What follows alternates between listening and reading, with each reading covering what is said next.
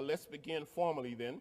And for me, that means acknowledging the creator of us all, of all things, and also acknowledging my elders, and that's quite a few folk.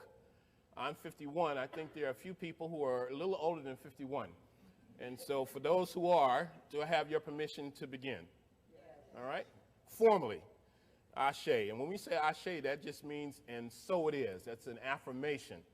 And I'm finding, too, that in various parts of the African world, they do the same things, but they have different terminology for it.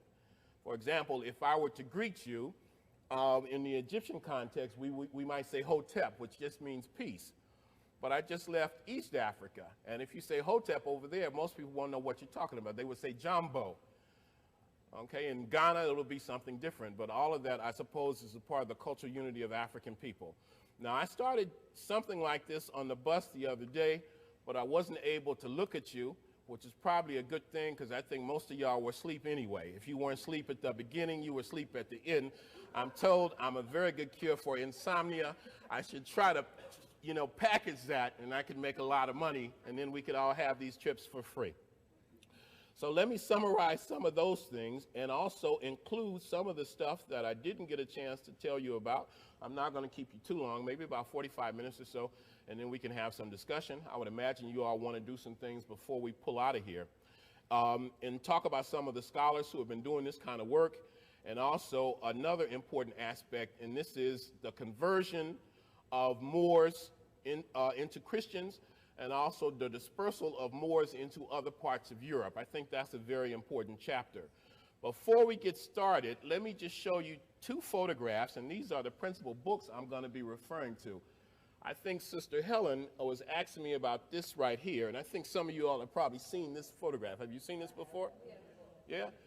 The book itself is called The Story of the Moors in Spain by Stanley Lane Poole, who was a European, an Englishman, and I think the book was published in the 1880s, I think specifically 1886. I can look here on the copyright.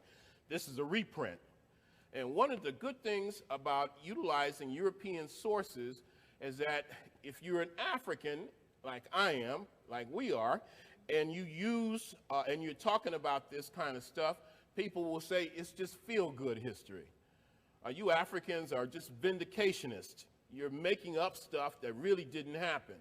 So sometimes I go out of my way to use European references, because many of them were honest enough to tell the truth as they saw it about African history or the African presence in world history, and you cannot say that they were Afrocentrist or they had an African bias. Some people, I think, are able to transcend race, at least to some extent. And so therefore, those European scholars who are able to do that, I give them great praise. For example, you have a guy in, a Frenchman named Count Volney. This is a man named Volney who was made a count by Napoleon, who went to Egypt, I think 10 years before the Napoleonic invasion or expedition of Egypt. He went in 1788. Volney did, and he described the Sphinx. And he said that in ancient times there lived a great people, a black people. Black people are people with black skin, with frizzy hair or woolly hair, who erected ancient Egyptian civilization. This is 1788. And then you also have an Englishman named Gerald Massey. These are just two that stand out. Gerald Massey wrote a series of books. The most important, the first one is called A Book of the Beginnings in 1881. And then in 1884, these are big fat books, 2-volume books. This one is called Natural Genesis. But the crowning glory was in the 20th century, I think 1903 or 1907, and this is a book called Ancient Egypt, the Light of the World. It's been reprinted many times, like this has been reprinted. This is, I think, a 1985 reprint by Black Classic Press in Baltimore, and the foreword is by one of my teachers, a man named John G. Jackson, who's an ancestor now.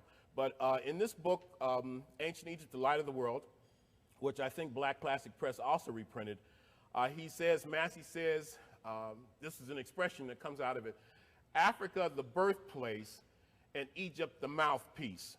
In other words, Africa was where it first began, but it was in Egypt, a particular part of Africa, that it was refined and polished and presented to the rest of the world. And even before Massey and after Volney, in 1836, you have the publication of another large book called Anacalypsis. And Anacalypsis is written by another Englishman named Godfrey Higgins. And Higgins was a retired colonel in the English army who served in India in the late 18th century. And he wrote this huge book. He says it took him 20 years to write the book. I don't know how long it took him to research the book, but 20 years to write the book. And he said at the end of the book, I found something black whenever I approach the origins of nations and religions. And so it's good to be able to use people like that to corroborate the work that African people themselves are doing. Now, I started talking the other day. Yes. It's called Anacalypsis. And let me spell it. I think it's Anacalypsis.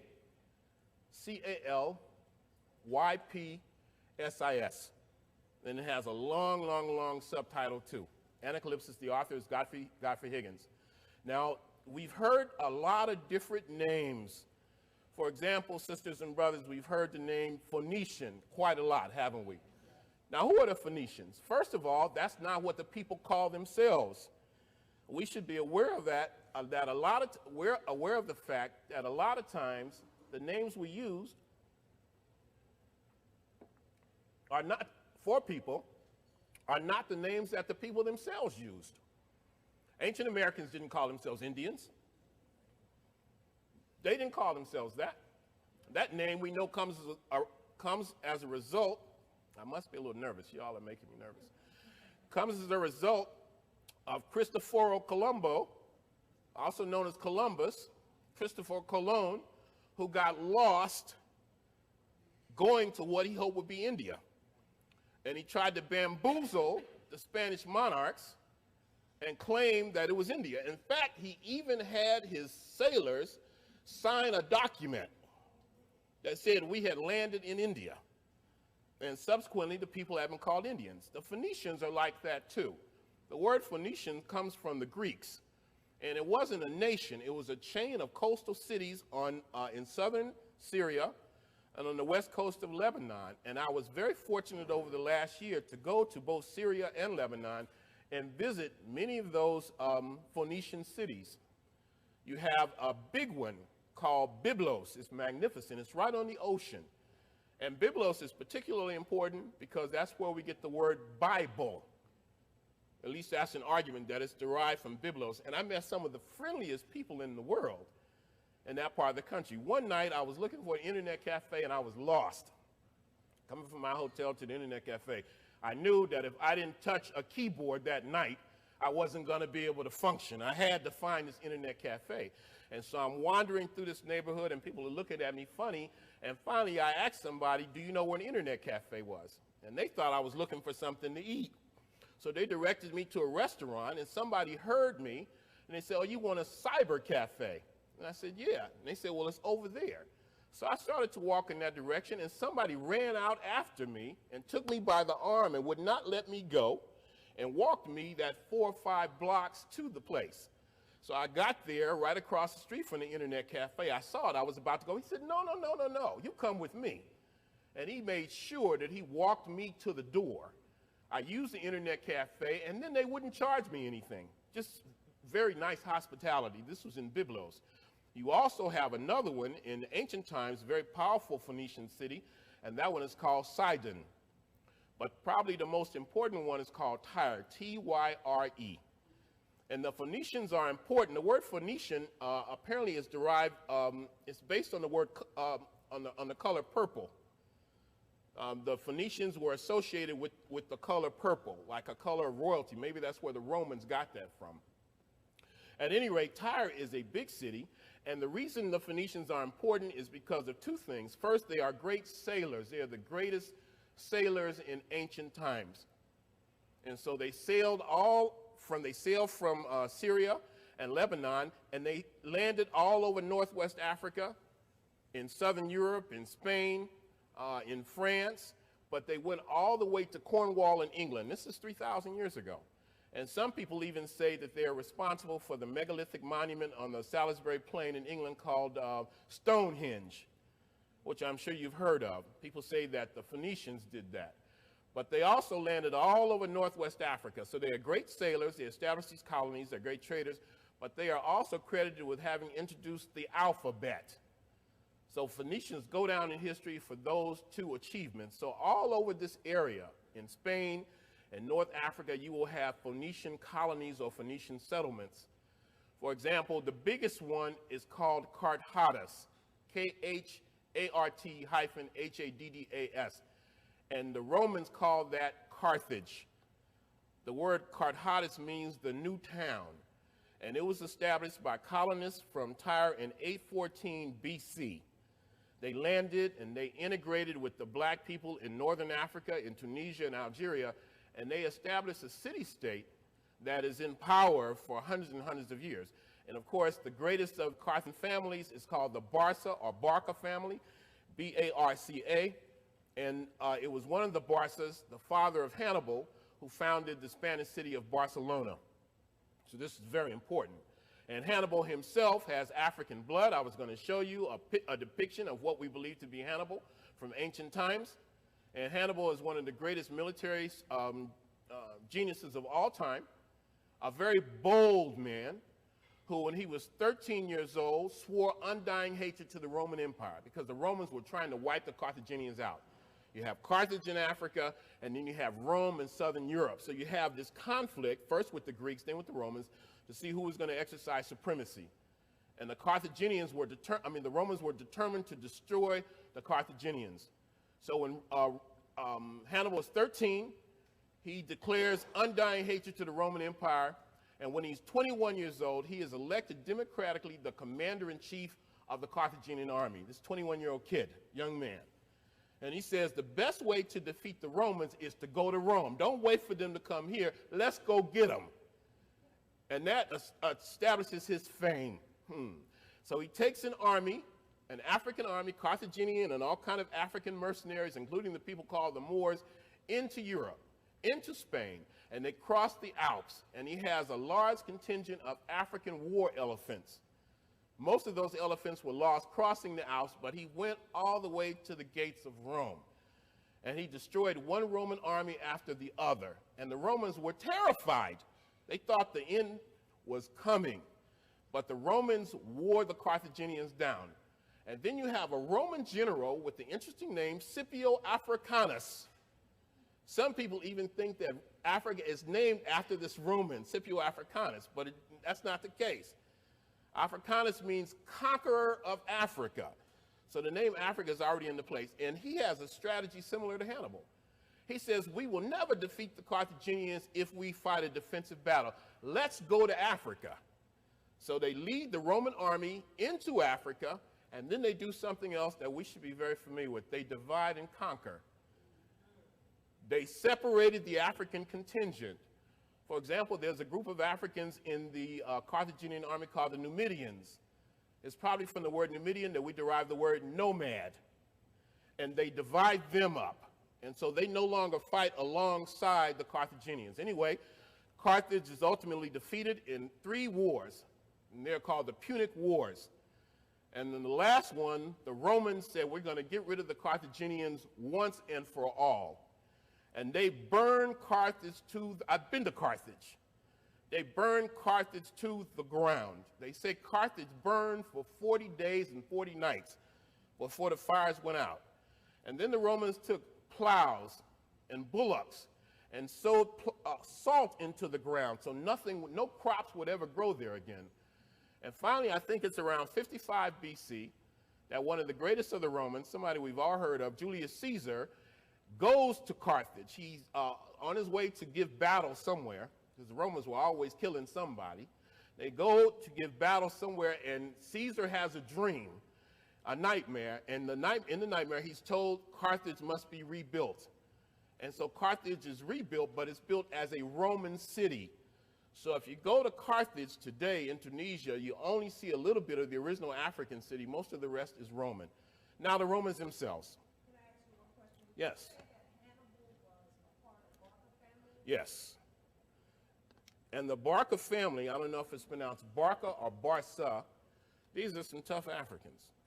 And they are called the Lion's Brood. The Lion's Brood. These are some tough people. I would have liked to have met them. Okay? Ali would have felt right at home among the Barca family, okay? Now, the Romans. These civilizations are not monolithic in terms of the ethnicity.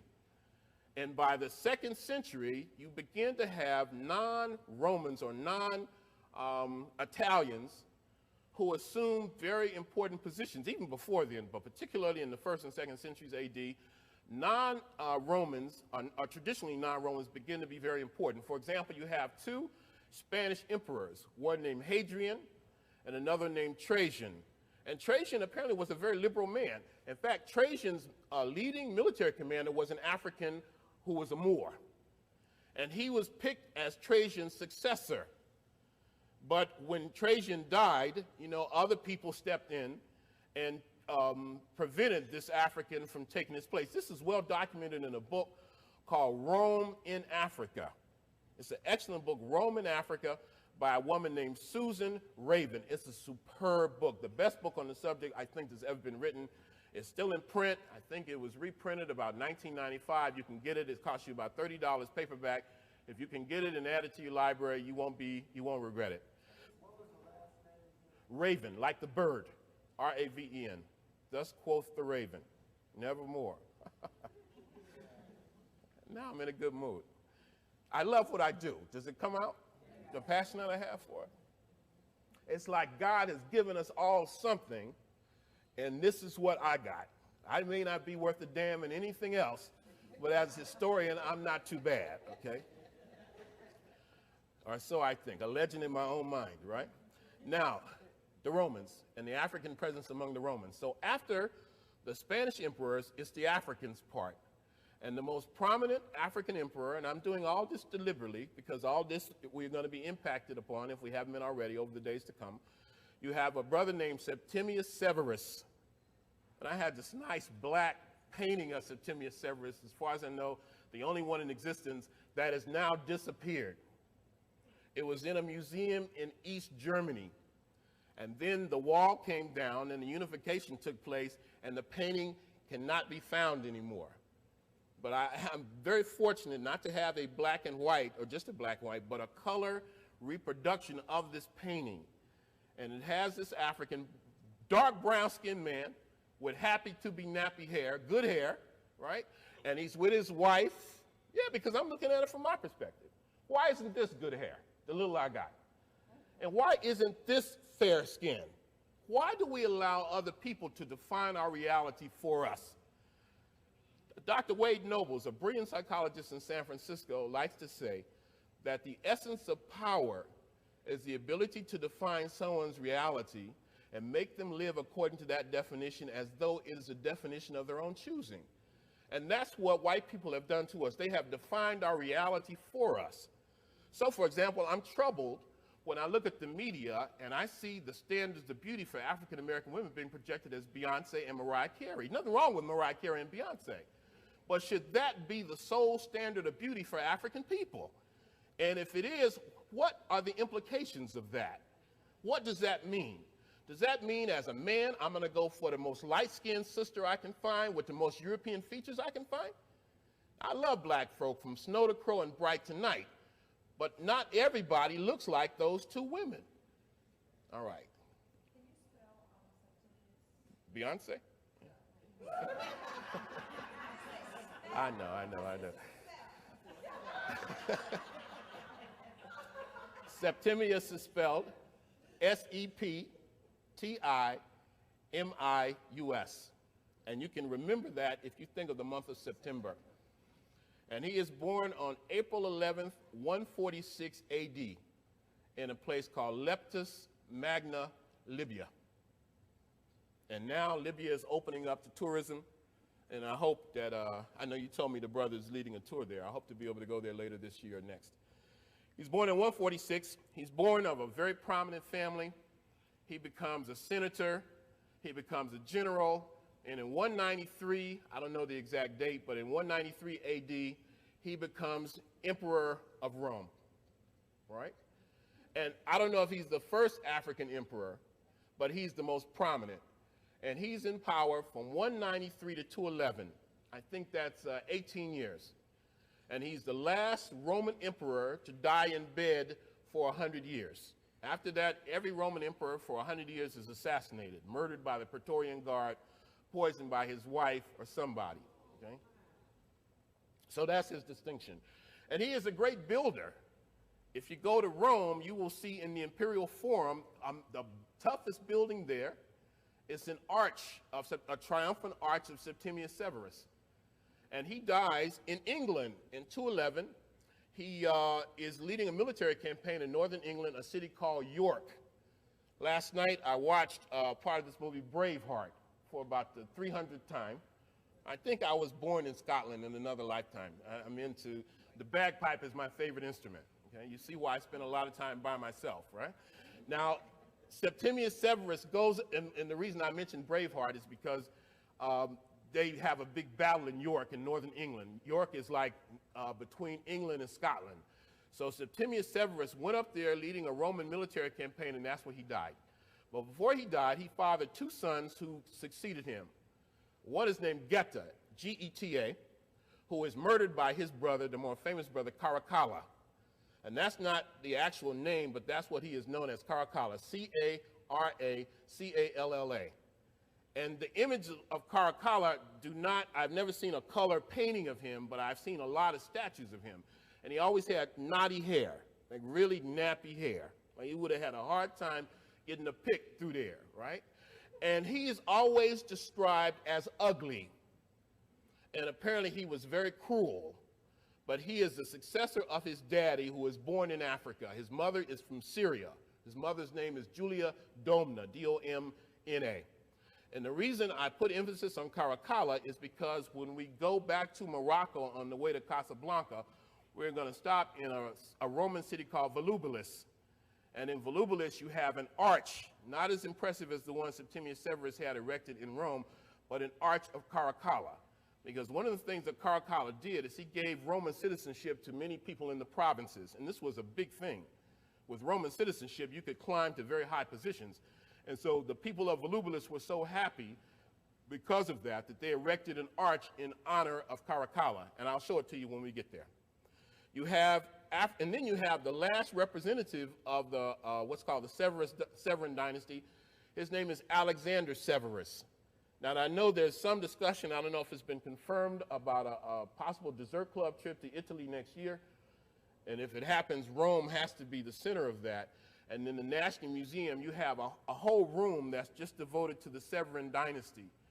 And I went in this room not knowing what was in there. In fact, I was in the museum about 3-4 years ago, and I walked past it, and in the corner of my eye, I said, that looks like some African over there.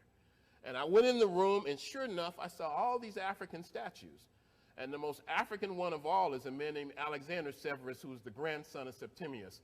And he dies, he's assassinated in 235 AD, and he's the last representative of this African dynasty. You have African saints. You have an African saint named Tertullian. Tertullian's contribution is that he made Latin the official language of the church, of the Catholic Church. You have another saint named Saint Cyprian, who was beheaded and made a martyr. And Saint Cyprian had such courage and such dignity that before he died, he gave the man who was going to cut his head off 25 gold pieces. And basically said, you're just doing your job, don't worry about it. Now, if somebody comes to kill me, I ain't going to give him no money, but that's the way Cyprian was. And this is like 250, a brilliant intellectual. And then you have the baddest of them all named Saint Augustine, who was bishop of a place called Hippo in what is now Algeria. These are all Africans. You have African popes. You have a pope named Victor I, who was responsible for Easter being celebrated on Sunday every year. Up to that point, it was a floating holiday. What's his name? Victor I, Saint Victor, the first African pope. You have another one named Miltiades, who's considered the most intellectual of the popes of his time. And then you have the third African pope that I'm aware of. His name is Gelasius. So these are three, G-E-L-A-S-S-I-U-S.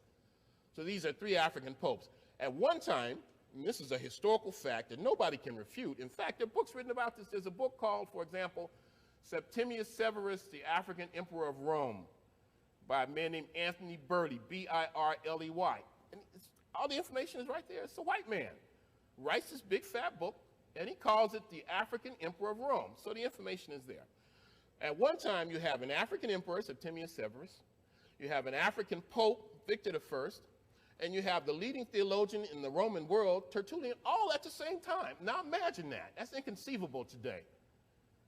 You have an African emperor, an African pope, and the leading intellectual in the Roman world. They're all Africans.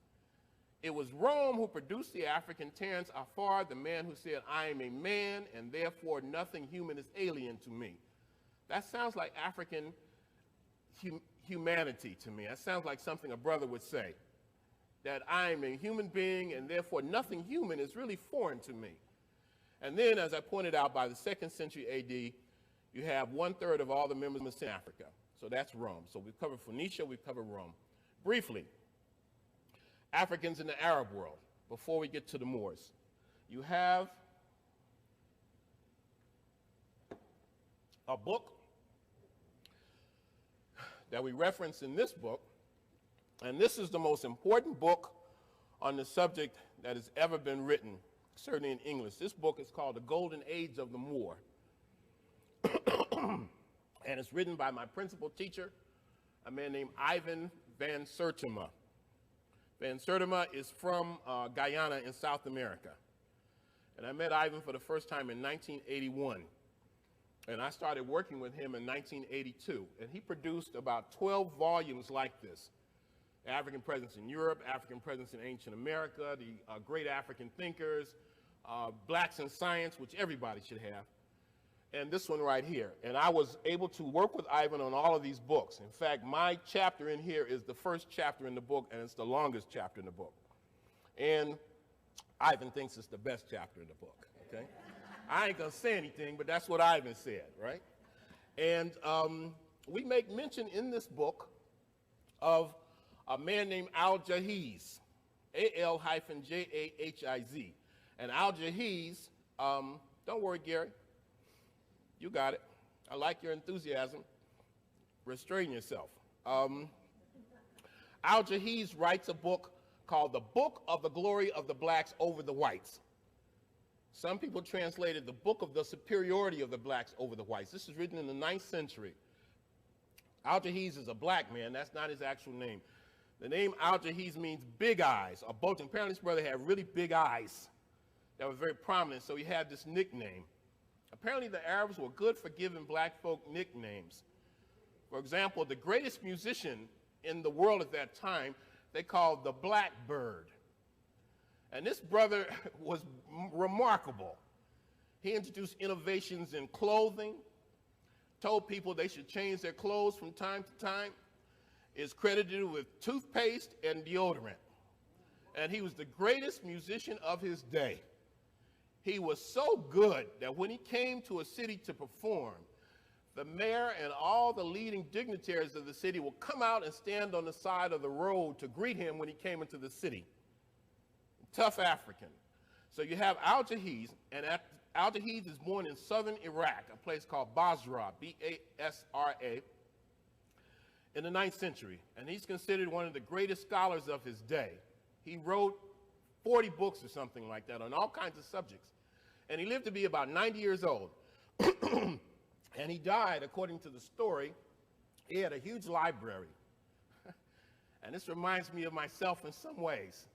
And it was an earthquake, and all the books fell over on the brother's bed, and unfortunately he was in the bed when they fell, and he died by his own books. Now, what a way to go. That's style. Like, if you gotta go, you gotta go. I wouldn't mind going like that. People gonna remember you like that. They might talk about you 1,000 years later. I hope they talk about us 1,000 years from now, and what will they say if they do? What will future generations say about you and me? Will they say there were some Africans who did everything they could to make the world a better place? Or will they say there was some trifling, be about nothing Negroes who never did anything? And when they died, we had a big party, not to mourn their loss, but to say we're glad they're gone. What will they say? What will our statement in life be? This is very profound. When I go to the universities, I ask the students there, what are you here for? What is your mission in life? What is your statement in life? Well, Al-Jahiz and the people I'm talking about have such a mission in life that we talk about them as though they're with us in the room now. Al-Jahiz perceived that racism was creeping into the Arab world, that this discrimination or hostility towards African people was becoming more pronounced. And he said, well, let me address that. And so he wrote about different things. For example, he wrote about a man named Antar, or Antara the lion. I was going to show you a picture of him that I photographed in Syria. Black, in the Medina in Damascus. Very rare photograph. He mentioned Antara. Antara is considered like a national hero among Arabs, particularly the Bedouin, the desert-dwelling Arabs, the nomads. And he's considered the father of chivalry, a dashing knight, a champion of women, a champion of the oppressed. And I think he has a book that he wrote about his wife, love poems called Ebla or Abla. I think it's A-B-L-A. So Al-Jahiz wrote about him. And he wrote about the lineage of the Prophet Muhammad, peace be upon him. He said that Muhammad's grandfather was the Sharif of Mecca. And he fathered 10 sons, or in Jahiz's words, 10 lords. And if you really, really want this book, it's been translated by a Moroccan, interestingly enough, about 20 years ago. And I was tight with the man who paid for the translation, and he gave me a copy of the translation of this book that's more than 1,000 years old. And if you're really interested, I'll see that you get a copy of it, okay? Now, he wrote about the Sharif of Mecca. I think his name is Il-Matalib. I apologize if I mess up his name. Who had 10 sons and 10 lords, each of whom was black, knight, and magnificent. One of them is Abdallah, the father of the prophet. In the early days of Islam, Muhammad is advised to send his closest companions to Ethiopia. He's told, if you look to Ethiopia, sisters and brothers, there you will find a land of righteousness ruled by a king under whom no man is persecuted. It is a land where God will give you rest from all of your afflictions. And the earliest Muslims went there. And when they came back to Mecca, Muhammad was so impressed by the way they were treated in Ethiopia, in Africa, that he said that he who brings an Ethiopian man or an Ethiopian woman into his house brings the blessings of God there. Some people think that's why Ethiopia was never massively invaded by the Arabs. It's because Muhammad was so impressed by how the Muslims were received there. He said, just leave them alone. No jihad there. You have Bilal, who we talked about the other day. Bilal is the first muezzin, the first caller to prayer of the faithful. He had a deep, booming voice. He is so important, he's referred to as a third of the faith of Islam. I want to show you his tomb, hopefully tonight, and a mosque named in Damascus after him. Story goes, Muhammad told Bilal, this pious man, this devout man, this man of great faith, Bilal, last night I dreamed I went to paradise and I found that you had been there before me. Black imams, black muftis at Mecca and Medina. The first Muslim to fall in battle is an African. These things we should not forget, because when we see history as projected to us today, it's monolithic. If you watch the movies, which determines most of our consciousness about history, we are left out for the most part. You see the movies, Kingdom of Heaven, The Last Samurai. I could show you images, black samurai, but Tom Cruise didn't hang out with them in the movies. They showed the movie King Arthur. I'm going to tell you in a minute about black people at the King Arthur's court, the Knights of the Round Table. So these things are left out. And then you have, so my point there is, even if you talk about an Arab incursion into Spain and Portugal, you're still talking about black people as a part of that movement. Now finally, the Moors themselves. The word Moor is derived from the word Mari or Mars. This is a Greek word, Greek and Latin, M-A-U-R-I. And the other variation is Mars, almost like Maurice, M-A-U-R-U-S. It means scorched. And this was a term, sisters and brothers, that was applied to the people of Northwest Africa on the other side of Egypt. And then the Arabs began to move. Now, the first time we hear about the Moors, they're fighting with the Carthaginians, they're fighting in Hannibal's army. And then when the Carthaginians are finally defeated, they fight alongside the Romans. We have evidence we show in this book, for example, and you should try to get this book. It has Wayne Chandler's work in there. It's a lot of African, it's an anthology, it has a lot of good stuff. We reproduce in here a Roman military diploma. Apparently, at a certain point, if you fought in the Roman army and you survived and you fought in the army for 25 years, you were a veteran, you could retire with honor in many parts of the Roman Empire. And it says that some of these Moors weren't sent back to where they came from because they were well trained, The Romans did not want to see an insurrection, so they would be sent to other parts of the Roman Empire. Some of these Africans were sent to places like Croatia, Bosnia, Serbia, Romania, and apparently some of their descendants still live in these places 1,500 years later. It's quite a remarkable story. We are a remarkable people, and we have the greatest story that's barely been told, and we're trying to tell that story. And then you have Moors who fight, who are identified as Berbers, and who fight the Arabs when they invade Africa at the end of the 7th century. And the greatest leader is a woman named Al-Kahina, who is called a princess or prophetess, and she's a black woman who leads the Moorish or Berber defense against Arabs in North Africa. She's eventually defeated. She tells her sons to go over to the Arab side because it's obvious they are going to win.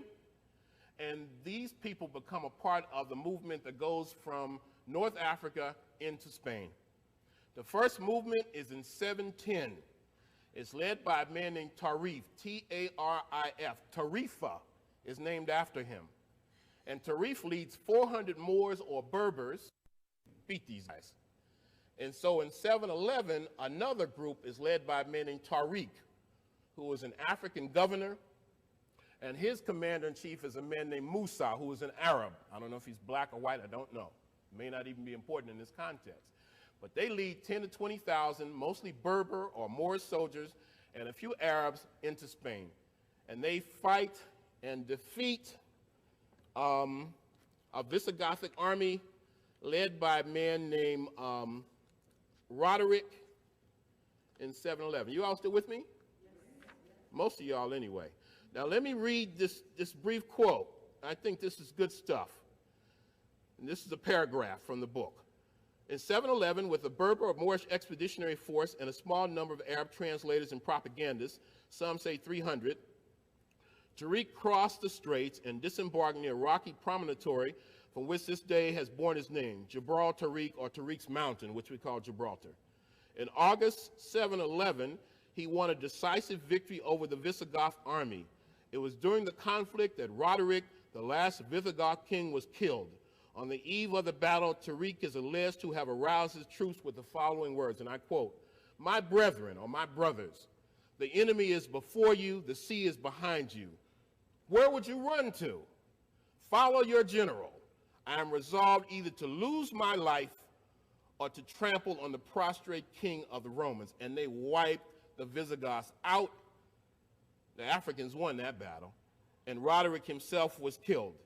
And apparently soon Musa joined Tariq in Spain right after that, and they helped subdue most of the Iberian Peninsula, and then the Moors began to come over. In fact, it says in the aftermath of these brilliant struggles, Berbers or Moors by the thousands flooded into the Iberian Peninsula. So eager were they to come that some of them are said to have floated over on tree trunks. They couldn't wait to get here. Tariq himself, at the conclusion of his illustrious military career, retired to the distant east, we are informed, to spread the teachings of Islam. This is in direct contradiction to what is happening today. Now you have Africans who are leaving Senegal, leaving Mali, can't wait to get over here. But there was a time when Africans did not come to Europe as paupers, and they didn't come just as tourists. They came and reintroduced civilization back into Europe. We should never lose sight of this. About a year ago, not even quite a year, there was a case of a number of Senegalese who were killed in Morocco trying to climb a fence to come to Europe. And the Moroccan army shot them down like dogs. And they later apologized for it. It didn't help those that got killed, though. And a white woman in Europe, I don't know if she was Spanish or what, wrote a newspaper article about these poor, pitiful Africans who are leaving Africa because Africa is so messed up, to come to Europe to search for a better life. And Thabo Mbeki, the president of South Africa, wrote a long letter, which I have a copy of, magnificent letter, where he says it wasn't always like that. Never forget that there was a time when Africans were masters and not slaves. So 711, and then these Africans come in and they help really establish a magnificent civilization. They are welcomed by many people. For example, the Jews, who had been persecuted by the Visigoths. And you have seen some evidence of what those Africans did. You have magnificent cities that are developed, And the Europeans retreat into the northernmost parts of Spain and Portugal, and then they finally begin to push back, and this is called the Reconquista or the Reconquest. You have different dynasties. You have the Almohadid dynasty. You have the Almoravid dynasties, and these Moors are described as black. This is in English literature. Black as pitch, black as a crow, black as a raven, black as ink, nothing white about them but their teeth. Shakespeare used the word Moor and Negro as synonyms. For Shakespeare, there was no difference between a Negro and a Moor. In fact, we begin the chapter in the book with this. According to the Oxford English Dictionary, the Moors as early as the Middle Ages and as late as the 17th century, quote, this is from the Oxford English Dictionary, were commonly supposed to be black or very swarthy, and hence the word Moor is often used for Negro. Now, this is the white man, and you know the European knows everything. All you got to do is quote him, and you know you never go wrong. That's a joke. So anyway, you have these movements. And then in 1492, the Moors are finally defeated. Boabdil, who may have been black, I'm not sure, surrenders the keys to the Alhambra to Ferdinand and Isabella. I think the exact date is January 6th. I think that's it. It's certainly January 1492. And it's downhill after that. His mother rebuked him. She said, "You weep." He began to weep when he surrendered the city. And she said, "You weep like a woman for a city you failed to defend like a man." Now, when your mother talks about you like that, you have reached a low point in your life. Your mother is supposed to be there for you under all circumstances. So when your mother does that, it's bad news. Now, Moors spread all over Europe, and I'm going to finish with this. I'm going to do two more quick comments, and I'm going to finish. What happened to these Moors? Some of them converted to Christianity, or they became, or certain people became identified with the Moors. For example, you have a man named Saint Maurice, and I have a fantastic image of Saint Maurice that I hope to show you tonight. The word Maurice is derived from Latin and means like a Moor. The black Saint Maurice is regarded as the greatest patron saint of the Holy Roman Empire. This is a black man, as African as you will ever see. He looked like he comes from the Congo or Nigeria or Uganda, where I just left. And he is the patron saint of the Roman Empire for 300 years. You particularly find him in Germany, in Lithuania, in the Baltic states. But you also have black knights, Christian converts like Sir Morian. Morian is an epic story in Dutch and French and later in English of a black man who converts to Christianity and becomes a knight at King Arthur's Round Table. When we find him, he's looking for his father. Apparently his father had come from Europe and gone to Palestine, gone to Jerusalem during the Crusades. And he met his mother and got her pregnant and then left. And so Morian grew up without a father. So when he became old enough, he began to look for his daddy. He wanted some explanations. And the biggest explanation was, why would you leave my mother? He was going to defend his mother's honor. And so much of the story is about Morian looking for his dad. That sounds like a familiar story, doesn't it? And in the process, he has all these wonderful adventures. He hangs out with Galahad, with Gawain, with Lancelot. And all the information is right here in the book. I have a copy of the translation from the Dutch into English. And Morian is described as a magnificent knight. In fact, one of the knights at the Round Table fell in love with Morian. But we won't go into that story, all right? So you have Morian, who's described as black as the night, black as ink, black as a crow, nothing white about him but his teeth. Now, why are these stories not told in school books? How come they're not in the Philadelphia schools, in the Brooklyn schools, in the Detroit schools? You know the answer. Designed to keep African people with a sense we didn't do anything. And a lot of our behavior is a reflection of the fact that our history has been so distorted. And so many of us emulate other people's behavior. That's why I got upset yesterday in the cathedral with all this emphasis on Columbus, Isabella. They are not heroes for us. They may be heroes for other Europeans, not for us. George Washington can never be a hero of mine because George Washington owned more than 100 Africans. How can Thomas Jefferson and Benjamin Franklin and Madison and how can they be our heroes? These are slave owners. We have to be able to define for ourselves. What we're going to do now for the course of the next 45 minutes or an hour is just to visually illustrate the lecture that I gave this morning. Through the hard work of Gary and Hassan and Bob and Ali and a few other folk, we were able to get a slide projector and a screen. Not a simple thing. It may seem very simple, but much of this technology is, for many circles, obsolete. So these are not the easiest machines to get. We hope that you will find it worthwhile. We want you to get everything you paid for on this trip and more, and I think so far that has been the case. Now, I think Gary gave us the expression earlier that has been oft repeated, the old cliche that seeing is believing. I think that was it. The other one is a picture is worth 1,000 words. I mentioned earlier that it's the common perception of, for African people, African Americans, African descendant people, whatever term we're going to use, that this is where our history begins. This is the door of no return. This is where the Africans were taken before they were put on the floating coffins that we sometimes call slave ships. Before this before they were taken out of this, the dehumanizing process had already begun to take place. Africans were captured in the interior of Africa, chained, shackled, and marched to coastal dungeons. And from what people in Ghana have told me, I've been fortunate enough to go to Ghana twice. I'll be back there again in about a month. Is that most of the Africans who died as a result of enslavement died in Africa from the time they were captured and traumatized and marched to those dungeons. And the dungeons themselves, as we all know, were horrible experiences. How many of you have been in West Africa? Okay, a good portion. Well, you've been in many of these places. You've seen the women's dungeon, which really angers me to think about it, how the women were separated and systematically raped. I went in the women's dungeon in Cape Coast. I couldn't even go in Elmina, but I went in Cape Coast and I saw that, and that's what I remember the most. In these dark, putrid rooms where our ancestors were kept chained together like animals. That's the way they were treated, branded with hot irons. And then when there were enough of them to make a voyage profitable, they would be taken out the door of no return. And they become commodities and merchandise and property, less than human.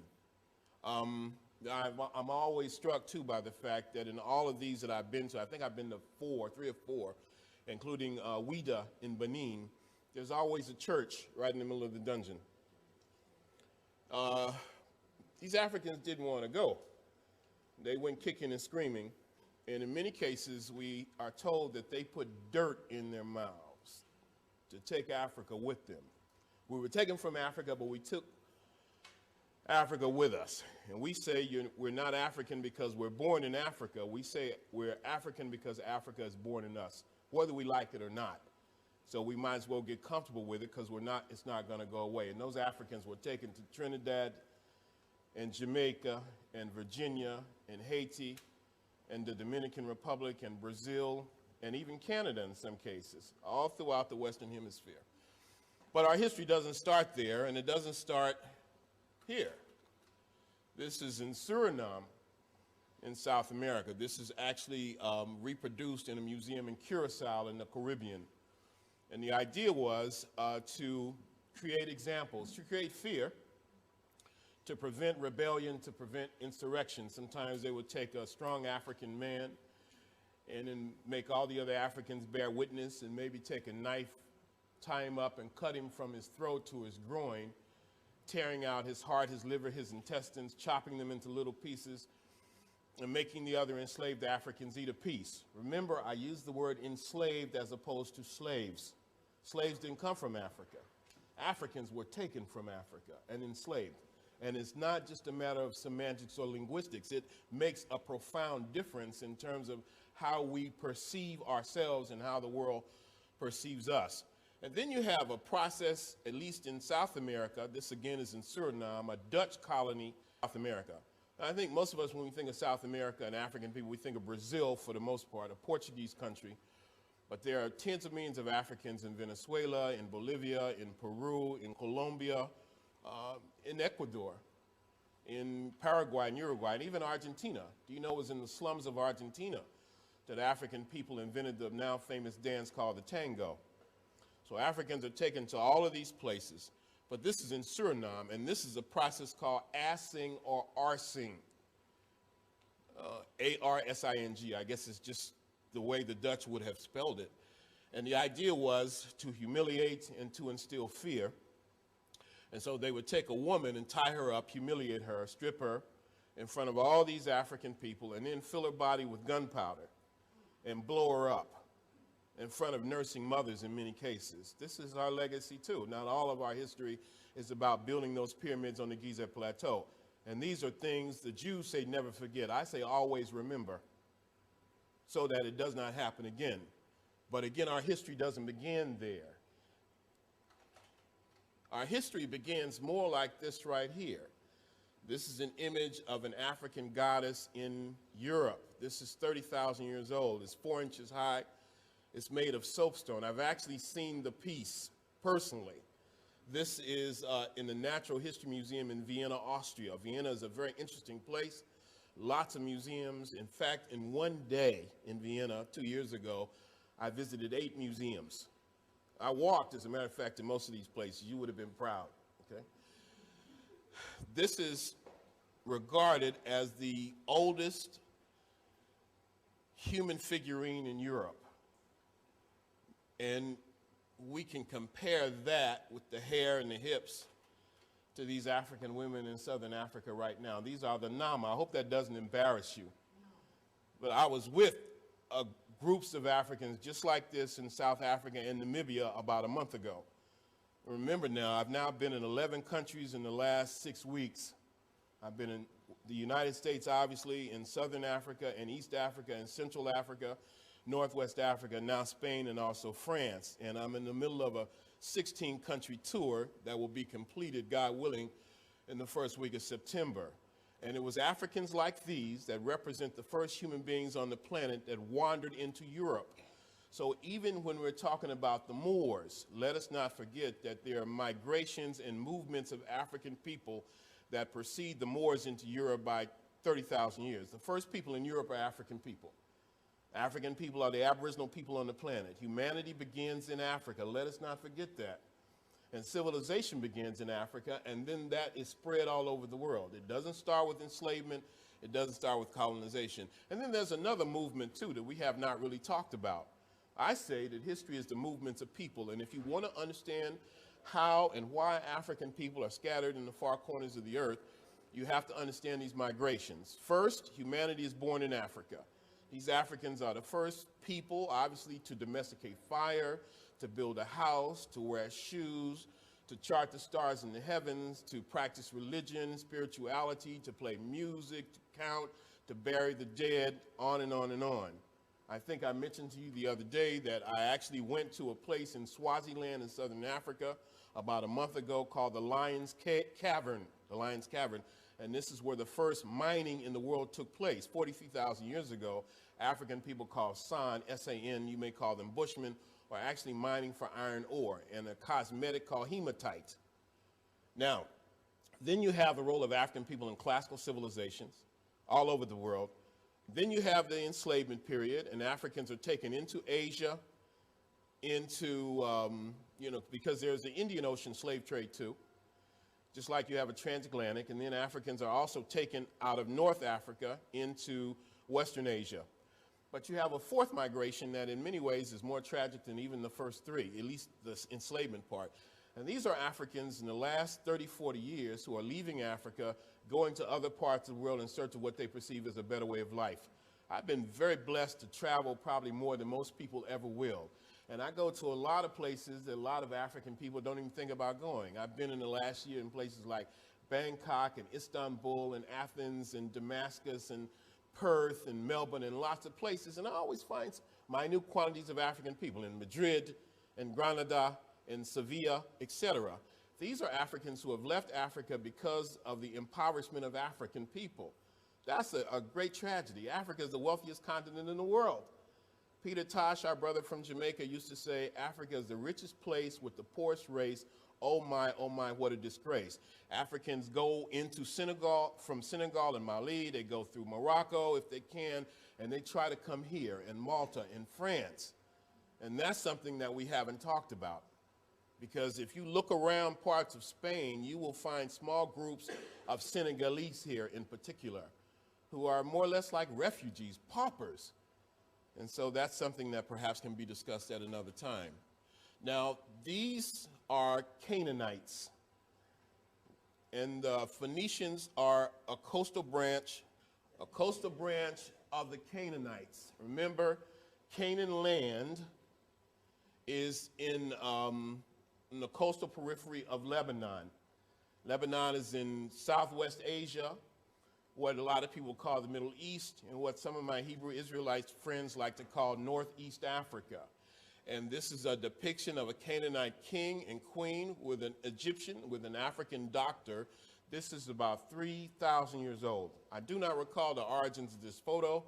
This is not one that I took myself. One of my best friends of all time, a research associate named James E. Brunson, who is now at the University of Chicago, Dr. Brunson, gave me this picture more than 20 years ago. But this is from Canaan. These are people akin to the Phoenicians, who we've talked about many times. And you see the black doctor. If it was dark, it would look better. But you see the black doctor right there, who looks like Imhotep. You all know Imhotep, the father of medicine. But do you know Imhotep was also a scribe? He was a writer. And he was so renowned as a writer that later generations of Egyptian writers, before they would write something, they would spill a little bit of ink on the ground. They would have a libation ceremony in honor of Imhotep. 2,000 years after this brother died, and they would ask themselves the question, could there be another like Imhotep? Now that's a legacy. Time has not diminished the glory of the deeds of these ancient Africans. They had a sense of mission and purpose in life that is admirable. And again, you see the black man on the throne and his wife and companion behind him, because after all, what good is a king without a queen? This is Hannibal Barca, or Barca, B-A-R-C-A. At least that's who we believe this is. This comes from a book called The Image of the I believe it's The Image of the African in Western Art. This is a 3-volume book published by Mental Foundation in Pittsburgh and Houston in the 1970s. These folk had a lot of money. They were philanthropists, and they had a strong interest in African art. So they put together these big, expensive art books with all these African images. And unfortunately, at that time, I really was a starving scholar. I was a student at UCLA, and I couldn't afford those books. But what I would do is go and Xerox them, and this is the best I came up with. This is a coin depicting the African general Hannibal Barca. You can even see the African elephant down below. And this is approximately 2,200 years old. These are Jews. Since we talked about Canaan land, the Jews are always associated with that area. This is from the British Museum in London, and there's about 6 of these, and they're all about the size of the image that you see on the screen. These are Jews or Judeans from a place called Lachish. This is in the 8th century BC. These are Jewish prisoners of war captured by the people called the Assyrians. Now, the Egyptians and the Ethiopians, or Cushites, went to Jerusalem to help rescue these people, and there could have been an ethnic relationship. Another friend of mine, a brother named Carl Franklin, who is a film director, has been trying to secure some money to do a film starring Will Smith called The Last Pharaoh, that talks about the movement of Africans from the Nile Valley to go to Jerusalem to save these people. And there's a very good book written about it called The Rescue of Jerusalem. You can go and find that document. This is Ishmael. Ishmael is a traditional ancestor of the Arabs. This is a depiction of Ishmael from near Medina. Ishmael is the son of Ibrahim or Abraham. He has a black mother named Hagar, an Egyptian woman, and this is a very important piece. Again, he is considered a traditional ancestor of the Arabs. Now, we've heard a lot in the last 24 hours or so, a little longer than that, about the Syrians. And we saw the mural from at the Alhambra that supposedly was of Syrian origin or people from Syria, but this is a black man in Syria too. What I'm trying to do is just show you that Africans permeated all of these parts of the world that had a direct relationship on Moorish Spain. This is a Syrian nobleman, and this is a small bust. It's about this big. I saw it for the first time in the Natural History Museum in Los Angeles about 20 years ago. But I mentioned to you, I went to Syria. When did I go? Was it in November? Yeah, I think it was November last year, and I actually saw the artifact in the museum. It's just stuck down in a corner in a glass case. And I knew it was in there, and I was determined, like Sherlock Holmes with a magnifying glass, not to leave that museum until I found it, and I was very fortunate. A black man in Syria 2,000 years ago, not a slave now, and we're going to talk about slavery a little more in a moment. This is Antar, or Antar the Lion, considered a dashing knight, a poet, an epic figure, and this is taken in the Medina in Damascus, Syria as well. I've been very blessed. I count my blessings every day. And the thing that gives me the most pleasure is to go to these parts of the world quite often by myself without having done a whole lot of advanced planning and do some research and find these pieces. These are very rare photographs. And this is the tomb of Bilal. You know, Idris on the first day, Idris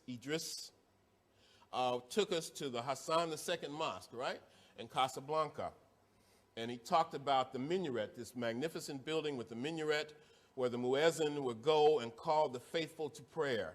Or the first caller to prayer, the first muezzin, is a black man from Ethiopia named Bilal. And again, B-I-L-A-L, Bilal. And he is a close companion to the Prophet Muhammad, peace be upon him. And I was able to find his tomb. And this is it. He's buried right there. And not only does he have a tomb in Damascus, but you have this mosque with a different kind of minaret. And the muezzin, correct me if I'm wrong, brother, will climb up there and call the faithful to prayer. You may have heard that in Morocco or something. It's a very beautiful sound. Anyway, all these are from Syria. And this supposedly is a South Arabian temple guard. Now this was given to me, this photograph, by a buddy of mine named Wayne Chandler, who you may know. And Wayne has a chapter in this wonderful book, The Golden Age of the Moor. But Wayne is not an art historian. He calls himself an anthrophotojournalist. And sometimes I have to go back and verify what Wayne said. Because sometimes, don't tell him this. Well, you can tell him, he'll laugh. He has a good nature. He kind of plays a little loose with some of the facts, and I'm trying not to do that. Now, when Hassan and I were here in April at the Alhambra, we went in a bookstore, which you pass by when you went in the circular building, and there's a book I paid, I think, 50 euros for, and it has this exact painting.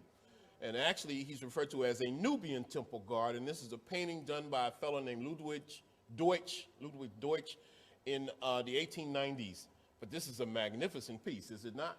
Beautiful piece of art. And what I'm showing you is not only elements of African history, but beautiful art that we should be able to appreciate on its own merit.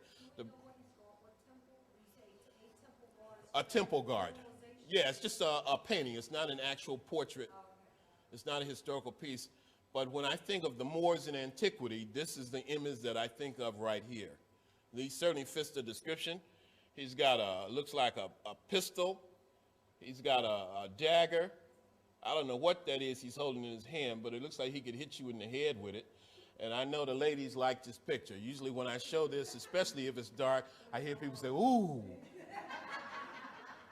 And unfortunately, it comes from the women most of the time. Now, what about Africans in the Arab world today? This, for example, who looks a bit like Alton Maddox in New York City. Other people say he looks more like Bernie Mac. Some people have suggested he looks like me. If I were to wrap that around my head, I'm not sure. But this, no. Okay, Amelia, take your word for it. We'll stick with Bernie Mac and Al Maddox. And from Saudi Arabia. And these photographs are taken from a book by another brother who I became good friends with, a man named Tariq Al-Mansour, a big-time attorney in the United States, an African-American who works for OPEC, or at least he did at the time. And I got this one from his book too. Beautiful piece. And I love black and white photography. And when it's not mine, I give credit to the source. This was the Minister of Finance in Saudi Arabia in 1954, the same year I was born. Very nice piece. And when you think of this, you might even think of Prince Bandar. You remember Prince Bandar? You used to see him on TV. I think he was a Saudi ambassador to the UN or to the United States for 30 years. This is, he was the Crown Prince of Kuwait, and then he became, for a very short time, the Emir of Kuwait. This is a member of the Al Sabah family in Kuwait. Now, I've done presentations, and Kuwaitis have come, and some of the Kuwaitis who came to my presentation look like this. And they say a great many people in Kuwait look like that. I'm kind of want to go to Kuwait, but I'm told there's really nothing to do there. But I think if I just saw these folk, that would be worth the trip. Now, I don't know if they consider themselves black. I don't know if they consider themselves African. We had a lot of discussions about that in Morocco. But I know if he had lived in Montgomery, Alabama prior to 1955, and he had relied on public transportation, it would have been very clear who he was, right? We have to put these things in a context. From Iraq, an African Iraqi police officer. I would say that in Iraq today you have an African population of about 10%. And many of them live in the southern portions of Iraq, near a place called Basra. You remember I talked about Al-Jahiz this morning. He was born in Basra, B-A-S-R-A. Now, Africans have been in Iraq for a very long time, since Iraq is topical. Let me spend a moment with that. You have a civilization in ancient Iraq called the Sumerian civilization, S-U-M-E-R-I-A-N, the Sumerians, who are called the black-headed people. And, you know, I have argued in my own books that have been published that there was an African elite that governed the Sumerians. But you also have Africans taken to this part of the world as enslaved people over 1,000 years ago. And they engaged in 3 massive insurrections, the largest of which was from 868 to 883. It is called the Revolt of the Blacks, or the Revolt of the Zans, Z-A-N-J. And the Zans, you can find that name today in Zanzibar, the root. And these Africans were treated very brutally, and they engaged in these massive insurrections, and some of them were never defeated. And I think that this brother is the descendant of those Africans who were taken there from East Africa and enslaved. And they're still there. You have Africans in Iran, you have Africans in Pakistan, you have Africans in all the Gulf countries. Iraq is not in Africa. Egypt is in Africa, even though people will claim that the ancient Egyptians were not African people. But it's still in Africa. So I think that a more pleasant alternative is to say that the cradle of civilization is somehow out of Africa, even though the evidence does not really support that. But that's a very, very good point you make. People say that civilization began in the Fertile Crescent. When we talk about civilization, we're talking about something with 4 component parts, classical civilization. 1, urbanization. People live in cities, towns, and villages. That's called urbanization. They're no longer essentially nomadic. They settle down. Number 2, and it doesn't have to be in this particular order, people have agricultural science. They're able to farm, they can feed themselves, and therefore they can sustain large populations. Number 3, you have writing systems or scripts. In the Nile Valley, we call it the Medu Neter. That means sacred speech or divine speech. Or the common term is hieroglyphs or hieroglyphics. In the Tigris-Euphrates River Valley, it's called cuneiform. In the Indus River Valley, it's called the Harappan script. South of Egypt, it's called the Meroitic script, because again, Egypt should not be looked at as an isolated entity. We should talk more properly about Nile Valley civilization, of which Egypt was probably the most refined part. Now, civilizations themselves tend to develop along the banks of rivers because rivers, by their very nature, facilitate civilization. Because with rivers, you have transportation, because you can you can sail up and down on the river. You have irrigation, and because you have transportation and people are able to move around, you have communication. And so the earliest civilizations develop along the banks of rivers, and the most important one is Nile Valley civilization. So here's an African Iraqi police officer. He is not in Detroit. Andrew, you don't have to worry. He ain't in Philly. He ain't in Brooklyn. He ain't in the Bronx. But he could be. Now, you will see people in the course of this presentation that look like a lot of folk you know. You may have done that already. From Palestine, I understand we got some folks who say they went to Howard University. This woman went to Howard University. She was a law student. She's an African Palestinian. I moderate an e-group. I moderate 3 e-groups. One is called Travel with Runoko, which I invite you to give me your email address. Anybody can be in it. It's free. And you find out what I'm doing, where I'm going. We promoted some of the Dessert Club trips in that e-group. Another one called Building African Libraries. One of the things I'm trying to do is build an African library in Accra, Ghana. I lectured in Accra for the 2nd time in 2004, and a little kid came up in the lecture in a conference, this little boy, and he raised his hand. I said, yes. He said, can you come and teach at my school? It's about a 6-year-old kid. And I was kind of stunned. And I said, well, I have to talk to your parents. Now, after that, I went to Benin and Togo, and I said, well, look, if your parents can make the arrangement, I'd be happy to come and at least give a lecture at your school. And I did. And it was very primitive in that sense. No air conditioning, not too much of anything. And I fell in love with these kids. These very precocious, very disciplined, quiet, asking me all kind of questions. And then the schoolmaster came, and I said, now what can I do to make a difference here? So he took me around the campus. He took me into the library. They had a few copies of Dick and Jane Ran Up the Hill, and they didn't look like this, I assure you. And I said, what do you need? He said, we need a library.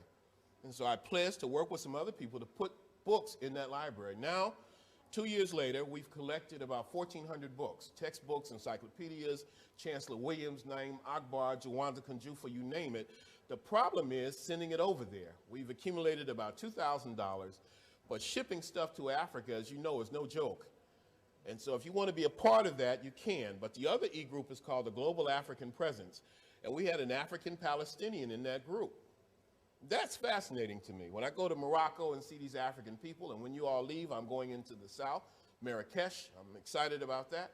When I go into Tunisia, see African people, they're excited about that. When you go to Egypt today, you go deep in the south, in Nubia, African population centers. And it would appear that all over North Africa, I would imagine it's the same in Libya and Algeria, the Africans seem to be pushed in the south. And that's a discussion that we can have at some point. Anyway, this is an African Palestinian law student formerly at Howard University. She got kicked out, and the Israelis said that she was involved in terrorist activities. And in Jordan, well, we get to Jordan in a minute. Preempt the story. Not very clear. We can blame Bob for that. This is an African woman in Yemen. Another place I was planning to go just before 9/11. Just before 9/11 took place, I had gone to Vietnam and Burma in northern Thailand. And I didn't hardly see any black folk over there. I spent a lot of time by myself. And it was much hotter than it is here. So a lot of times I would go out in the morning, see the temples, and then I'd be by myself in my hotel room for the better part of the day, taking notes. And I remember one afternoon writing down all the places that I was going to go over the next 2 or 3 years. And on the list was Yemen and Pakistan in particular. And so when the World Trade Center bombing went down, that took Yemen and Pakistan off the table. Anyway, this is an image of a young African woman in Yemen. Yemen is important because this is probably part of the domain of the famous Queen of Sheba. Now, I assume you recognize the very handsome but rather short man in this image right here. This is about 2 years ago, year and a half ago. Yes, take a picture, Hassan. Thank you very much. In Jordan. And this brother's name is Raja Juma. Now, when I go to these places, I tell the travel agent, the tour guide, they say, what are you doing here, sir? What would you like to do? Because they want to make you happy. It's business. I want to meet some Africans. And in Jordan, I struck pay dirt. I had a guy say, well, you're one of my best friends is an African. And I said, well, I'd like to meet your best friend. And so this is Raja Juma, who is the assistant food and beverage director at the Movenpick Hotel at the Dead Sea Resort in northern Jordan. And we spent a half of an afternoon together. He treated me like royalty, treated me like Hassan does. Nothing was too good for me. And he says, I've never faced racism outside of Jordan. Now, I always read that in these parts of the world, African people really had it tough. But when I talk to them, they tell me something very different. I talk to black folk in Tunisia, in Morocco, in Jordan, and they say, no, it's not like that. They say, everybody's the same here. The black people tell me that. The white folks tell me that. But in the West, we have a very different impression. So I listened to Raj all day. He said his grandfather was born in South Africa, and his father was born in Palestine, and he was born in Jordan, and he, you know, occupies a very high position. He told me about all the people he had met. He told me Colin Powell had come there at this resort, and he said Colin Powell was really cool. And he said the other person who was really, really cool was Bill Clinton. He said Bill Clinton gave him a $1,000 tip, your tax dollars, okay? And that made him really cool. He went and showed me all of these pictures and gave me his card and said we were going to connect. He says, Runoko, I've only faced racism one place. I said, where? He says, in Miami.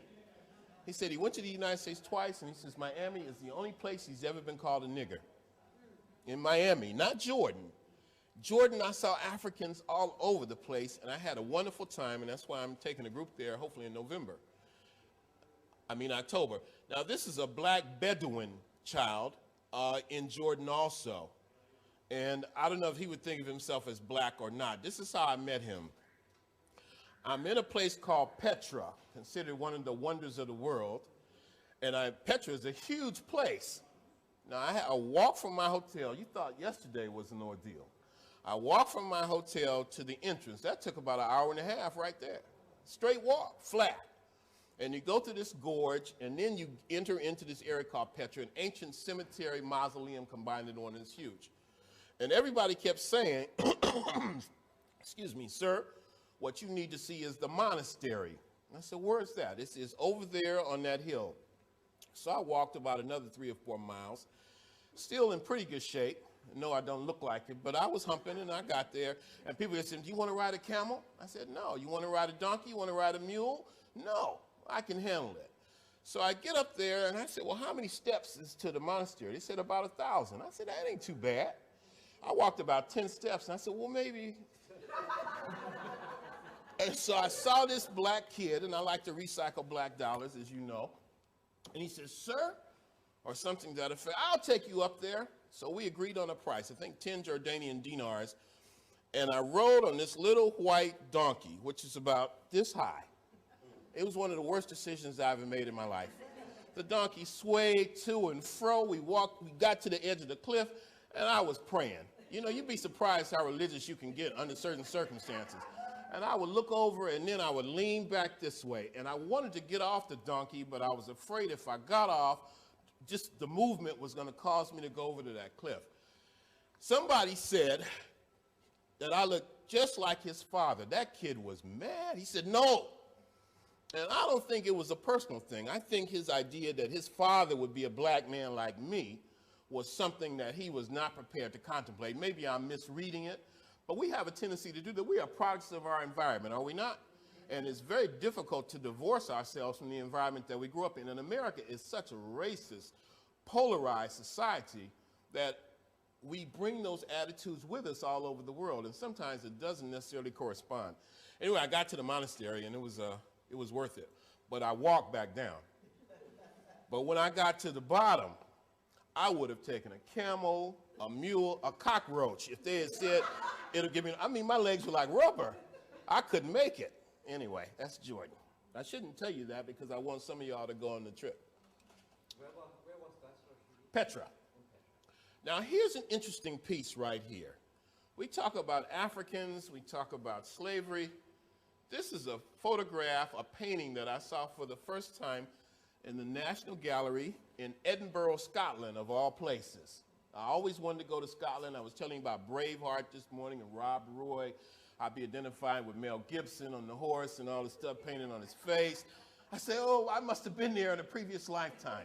So I went there about 2 years ago, and I had a great time. Edinburgh is a really nice city. Lots of South Africans there, interestingly enough. And I saw this piece. This is a slave auction in Cairo. One caption says this is in the 13th century.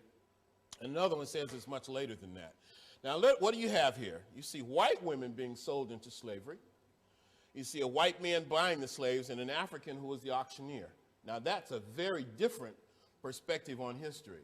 What am I trying to say here? That slavery, when we think of it, we should not just think of African people.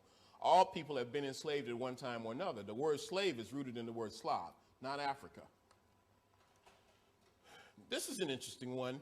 I got that. I finally found the photograph itself because they wouldn't let me take a picture in the museum. I couldn't bribe the Scots like I could the Egyptian.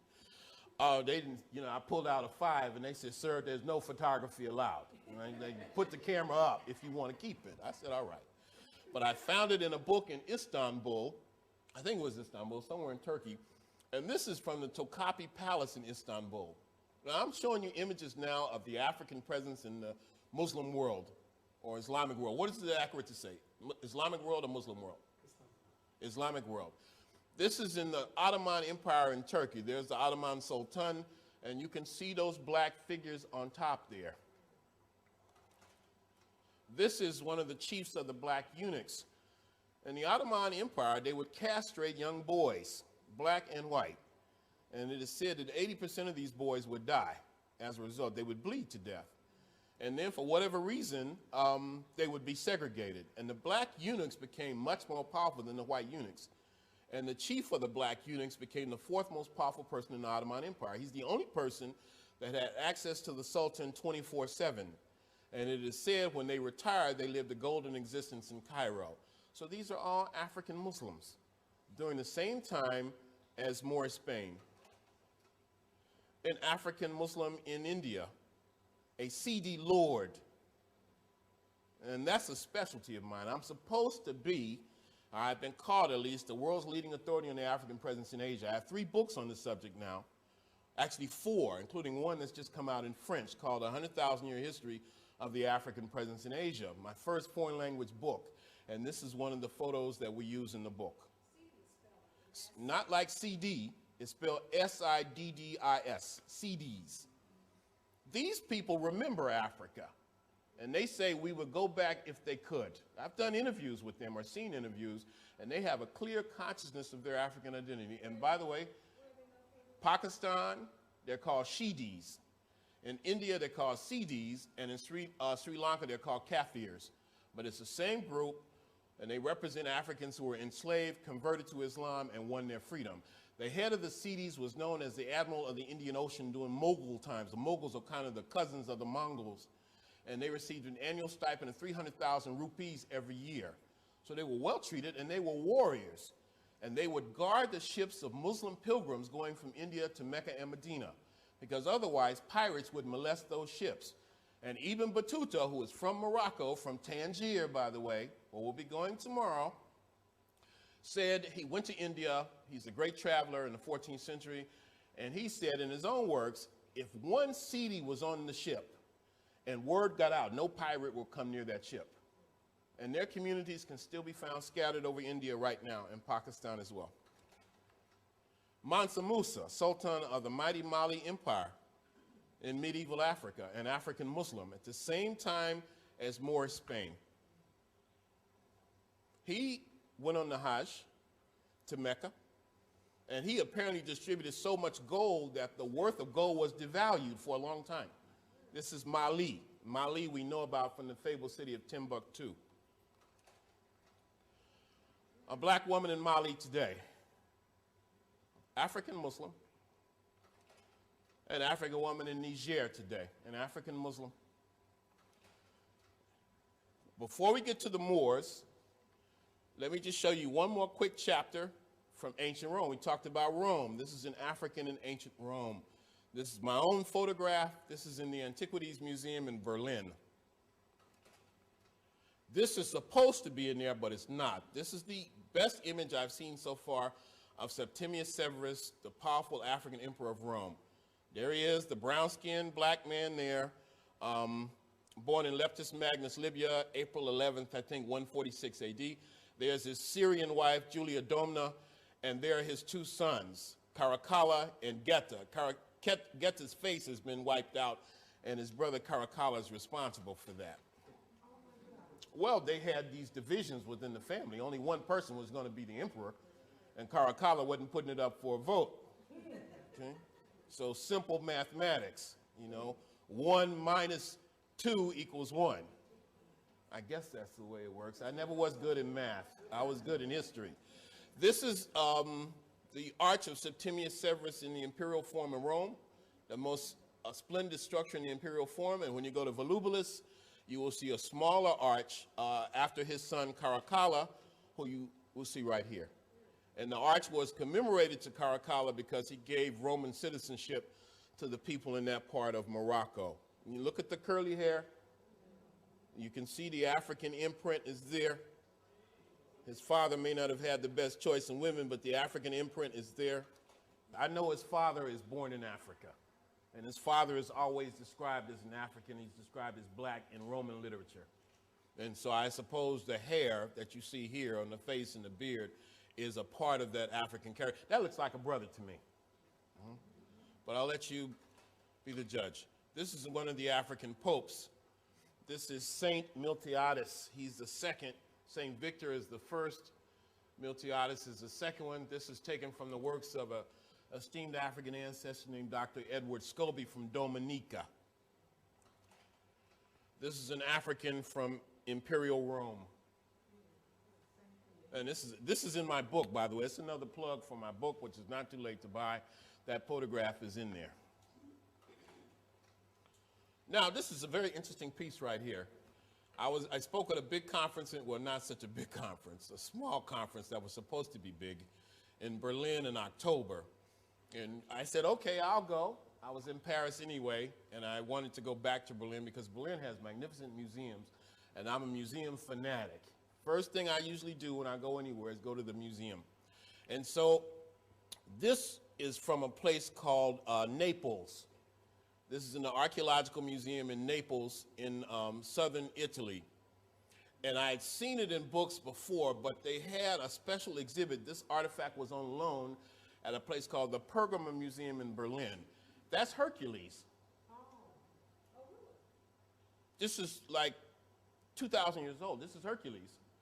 And this is from a villa, or via, I don't know which it is, in Naples, and it survived. And it's in the museum. Just a point. Hercules goes back to the Phoenician god Melkor. Exactly, and we talked about the pillars or columns of Hercules the other day, which is another term that Gibraltar and the other rock we talked about were represented. Anyway, this is called Hercules in Search of His Son. So I've seen it in books, but I actually saw the painting right in front of me, and it's huge. So anyway, there's a lot of strange things going on here. If you look close, there's a lot of strange things, but all I wanted to know was that Hercules was a brother, okay? And the ladies like this too, but we don't want to dwell on Hercules' but I know y'all are looking, and if you ain't said it, I know what you, because I know how black people think, see? Now, I found another photo. You can see it one more time. Buy the video. I know you're going to buy the CD now. And you can watch it late at night. You can borrow Helen's laptop and put it in there. Now, I saw this in a book when I was leaving Leonardo da Vinci Airport in January this year. Coming back from Lebanon, I had to fly back to Paris, and I got a really cheap ticket. I had to, in order to get to Lebanon, I had to fly through Milano, and then Rome, and then Beirut, and coming back the same way. Even the people in the airlines were saying, sir, who booked this ticket? I was trying to save some money. A lot of this I financed on my own. So I'm in the Roman airport, Leonardo da Vinci Airport, killing time, waiting for my flight, and I was thumbing through a book, and I saw that. But the book was in German, and I wanted an English version so I could get more information about the painting. So somebody said, well, there may be a copy over here, maybe a copy over there. I got a plane to catch. But I'm running all over the airport with this little cart and all my luggage on there. I'm surprised the police didn't stop me. Rushing through the airport, sweating and stuff, looking for this book. And I never found the book, but just before I gave up, I found this postcard. This is St. Peter. Now, you explain it. I'm not saying St. Peter was black, but I'm saying there's a postcard up there with St. Peter. All right, let's leave Rome. This is the African goddess Aset, and I mentioned that the African name is more important than the Greek name. The Greek name is Isis. The name Aset means the throne, and I like that. The idea of a woman being associated with the throne is very symbolic to me. And there's her son. The Greek name is Horus. The African name is Heru. It's where we get the word hero from. And she is the wife, and this is the son of this man. His African name is Asar. The Greek name is Osiris. And this is a very ancient creation story that involves Immaculate Conception, resurrected Savior. When you go to Egypt, you see this. Of course, a lot of you all have been there, so I don't have to go into detail. I just wanted to show this because we spent all that time in the cathedral yesterday. Ashok Kwesi would spend about 3 hours just on this right here, dealing with the symbol of the crown, of the crook and the flail, all the symbology, and it's worth it every second. Ashra is a brilliant scholar, okay? Now, let's just quickly show you these black Madonnas. This one is from Russia. This one is from Switzerland. Now, we are told that this is the one I showed you all in Paris last year. Remember the Black Virgin of Paris? People will say, but Runoko, they really don't look black. But what do black people look like? Look around the room. Go to a place like Ethiopia. Better yet, go to Brooklyn and see what black people look like. Better yet, come in this room. So there's a range. And then people will say, it's not really black, but what happened was the people who worshiped these used a lot of incense and candles, and over the centuries, the dirt and the soot got on it and made it look black. Except the eyes. Other people say, yeah, except the eyes and the clothes, right? Other people say, well, it's not, and this is what I was told in Moscow, that it's not, sir, it's not black. I'm going to show you the one I showed in a minute. They said what happened was the people who painted it used bad paint, and it turned black. I'd like to know what that paint, what that soot has to do with that frizzy hair on the little infant Jesus' head. Now, it may be blonde, but it's frizzy. That ain't no paint. If you paint something and it's bad paint, if you're a good painter, you'd repaint it, wouldn't you? And if you worship something, if it was really important, you'd clean it off. But we must confess that sometimes blackness is ethnic, and sometimes it's symbolic, and sometimes it's both. She's holding in her hand the national symbol of France, and it's just a magnificent piece. I enjoyed that shrine very much. This is from Montserrat, north of Barcelona. This isn't the most African one they've got. They got some others they've taken off display. This is the more modern looking one. And when you get real close, it's only about this big. It's way at the top of this church. The pilgrims come from all over northern Spain to come and pray, especially women who want to have children who have difficulty conceiving. And you can read the prayers they write there, or people who've left their crutches and canes and braces who could walk after they went to this place. When you get really close, if you look at it's wood, it's painted black. You can look at the feet and the hands, and it's brown because people have kissed the feet and kissed the hands, and now it's not black anymore. These are considered miracle workers, and the miracle working power is derived from their blackness. Here's somebody you know. There's the Madonna, and there's the last Pope. And I would imagine if we went to Poland, we'd see his favorite Madonna, Czestochowa. And of course, I understand there are some of these in the Vatican, but this is the same church in Spain. I want to show at least one from Spain. This one is in France. This is a photograph I took myself. It's an original photograph in the Kremlin in Moscow. This is the one where I was told was bad paint. Turned from white to black over the years. And Jesus got an afro because of that paint. Paint is a remarkable thing. Now, here's an interesting story. This one I took in a place called Ephesus in Turkey, in front of Mary's house. Now, I went to Turkey. I met these black women. I was so excited. But on my itinerary, which I kept changing, they said Mary's house, Mary's house. I said, well, I don't want to go to Mary's house. And so the travel agent said, don't worry, I'll change the itinerary, and I'll give you a new copy. And the next day, I'd get a new copy, and Mary's house is on there. And I said, but I said I didn't want to go. This is not free, is it? They said, no, I'll change it. The next day, new itinerary, Mary's house. So he said, oh, don't worry about it, Dr. Rashidi. We're not going. One Sunday, when we pull up in front of this place, I asked the tour guide, what is this? Mary's house. I said, damn, do we need, I don't speak Turkish. And so I said, all right. So these people believe that Mary was taken here after the crucifixion by John. And John is supposedly buried right up there. I saw his grave. That's what they say. And so you have all these people lined up to get in Mary's house. I figured, well, I might as well go. I'm here now. And I asked the guide, should I take my camera? I had I think 3 or 4 exposures left. And he says, well, you might as well. You can always get some film. We go in there, and this little nun is in front of Mary's house. She doesn't even look at me as I walk in there. She's just by the door. I didn't want to be in there anyway because I didn't believe the story. I was a skeptic. But I said, I'm here. So I go in there, and the big sign says, no photography allowed. You're familiar with those signs by now. And it also said, no talking in Mary's house, because there's so many people there. I was ready to go. And all at once, I saw this black Madonna. And so I whispered to my guide, I said, I wonder how old it is. And he says, well, wait a minute, I'll ask him. And I said, don't do that. But he went anyway. And I said, well, I might as well follow him. She might say something interesting. So she admonished him. She said, don't you see the sign, no talking aloud? So he says, well, my employer, pointing to me, he wants to know how old it is. She says, well, very indignant, still has not looked at me. She says, if you want to speak for a moment or two, we can go outside. So the nun left, I followed her and my guide, and we're outside. And she says, it's black because the black represents power. I thought that was pretty good. And so I said, let's go. And then she kept talking. And she says, and the hands in this position mean this, and the hands in this position means that. Still hasn't even looked at me. I don't exist. You may have had that experience before. And so she goes on. And finally I said, you know, like the monkey can talk, I'm the boss here.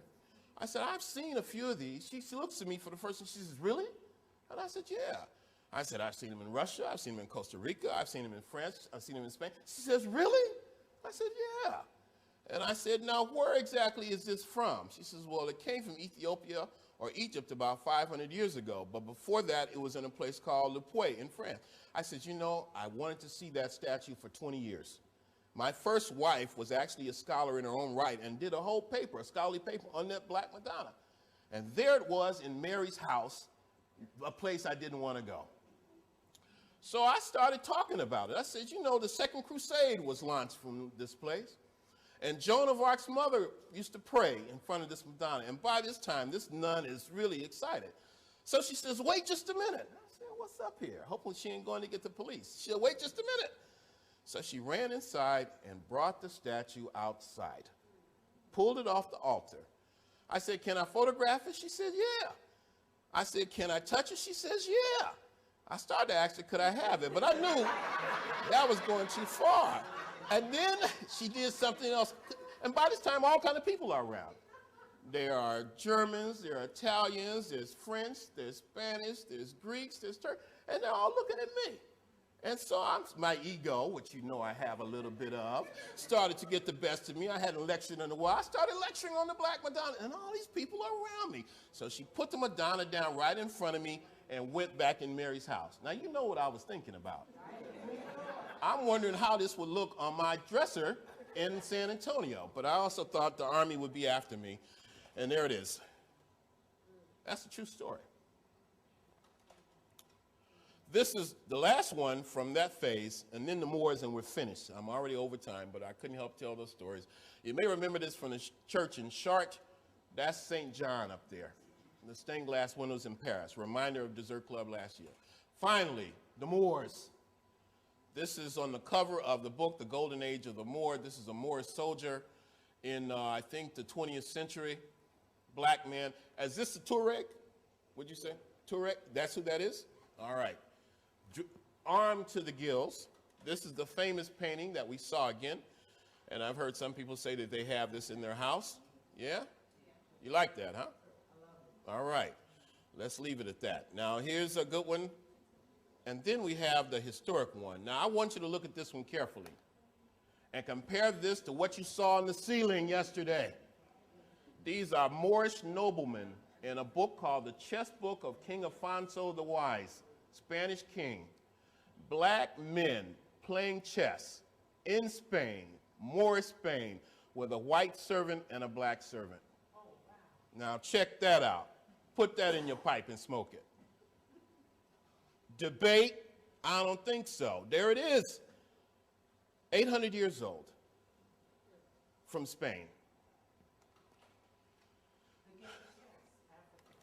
I think it's African, and I think it's African because the queen is the most important piece. That's what I think. African women historically have occupied very high positions. Now, if you play chess, you know it's the king you're supposed to go after. But the king is old and slow. He don't get around too good anymore. The queen is the real power on the board. I'm the sort of person, if I'm playing chess and I lose my queen, I just knock all the pieces over. Say, let's start again, okay? So I think, yeah, but I can't say that with any degree of confidence, but it may be. Actually, in Spain, at the court of the emirs and of the Italians, we had the eunuchs too. The black Oh, really? were Really? occupying high positions. All right, okay, interesting. But these are emirs, these are noblemen. All right, let me finish up because it's getting late. I know you guys want to eat. This is Gibraltar, Tariq's Mountain. I got this from a National Geographic. You'll see it again when we go back to Tarifa tomorrow. Jebel Musa. Is it? Jebel Musa. Well, it's identified in this book as the Rock of Gibraltar.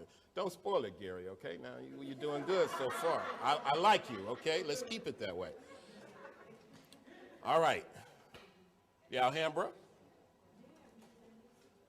That's the Alhambra at night. You saw it from the cave. And you can see the snow in the mountains, a very nice piece. There's the rampart, the fortress. I climbed up there the first time.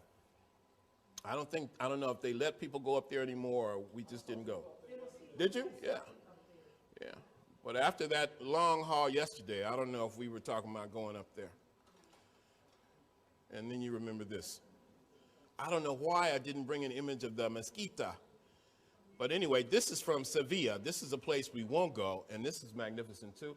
This is the largest city in the southern part of Spain, and this is this monument, originally a minaret, right? That is converted into a church? A tower.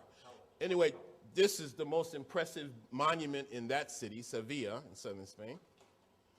And then you have these images right here. This is the flag of Sardinia, and these are Moors' heads. If I were to show you the flag of Corsica, it would just be one Moor's head like that. Now, do those look like black folk? I know that's a rhetorical question. This is an interesting one that I found in Prague in the Czech Republic. And this is a Moor in chains. Now, many of those Moors were scattered to other parts of Europe. For example, you have the story of Swart Piet. Swart Piet, or Black Peter, is the story of a Moorish orphan boy who was adopted by Santa Claus and trained to stuff the Christmas stockings. In other words, what happened to those Moors? Some of them went back to Africa, but others were scattered in various parts of Europe, like this one, for example. This is called the Moor of Peter the Great. This is the great-grandfather of Alexander Sergeyevich Pushkin, the father of Russian literature, who was adopted as a child by the Tsar of Russia. And he gave him his name, Petrovich, or son of Peter. He's born in Cameroon. And he was sent to France for an education, and he took another name. He took the name Hannibal. And he adopted as his emblem an African war elephant. This is 300 years ago in Russia. Now, that's serious consciousness. And his great-grandson never forgot about his African ancestor. I've done a lot of study on Pushkin. Of all the black folk in the history of Russia, Pushkin is my man. People have done PhD dissertations on 1 hour of Pushkin's life. Pushkin was so important that when he died, many Russians stopped their clocks because they wanted to remember the exact time they heard Pushkin died. A remarkable person. He is the Shakespeare of Russia. And this is my favorite image of Pushkin right here. He's called the father of Russian literature because he wrote in Russian when most Russian intellectuals were writing in French. And he was a man of the people. This is in Pushkin's house in St. Petersburg, where I would not go anymore because racism is so rampant in Russia right now. A black person could be assaulted just walking down the street. An African or an Asian, it happens all the time. And Putin will not speak out against that. Now, this is Pushkin as an adult. He died as a result of wounds inflicted in a duel in 1837, defending his wife's honor or lack of honor. He's a great poet, and he wrote prose too. My favorite poem by Pushkin is called I Loved You Once. And it begins, I loved you once, and my heart will not be still. And he talks about a love affair he had. But you know, as adults, just because you fall in love and it doesn't work out, that doesn't mean you cease to love that person. And Pushkin was writing a letter to this woman saying, I loved you once, and the love is still there. But don't worry, I'm not going to bother you with it, but it's something I wanted you to know. It's an immortal poem. The problem with Pushkin is it doesn't translate very well into English. Anyway, and one more thing about Pushkin, just a light-skinned African by my perspective. In his office, in his study, you find these two statues. He died, he was born in the end of May 1799. I went to Russia to speak at the University of Moscow on the occasion of his 200th anniversary. It was a big thing. Hundreds of thousands of Russians turned out, and I gave a good one.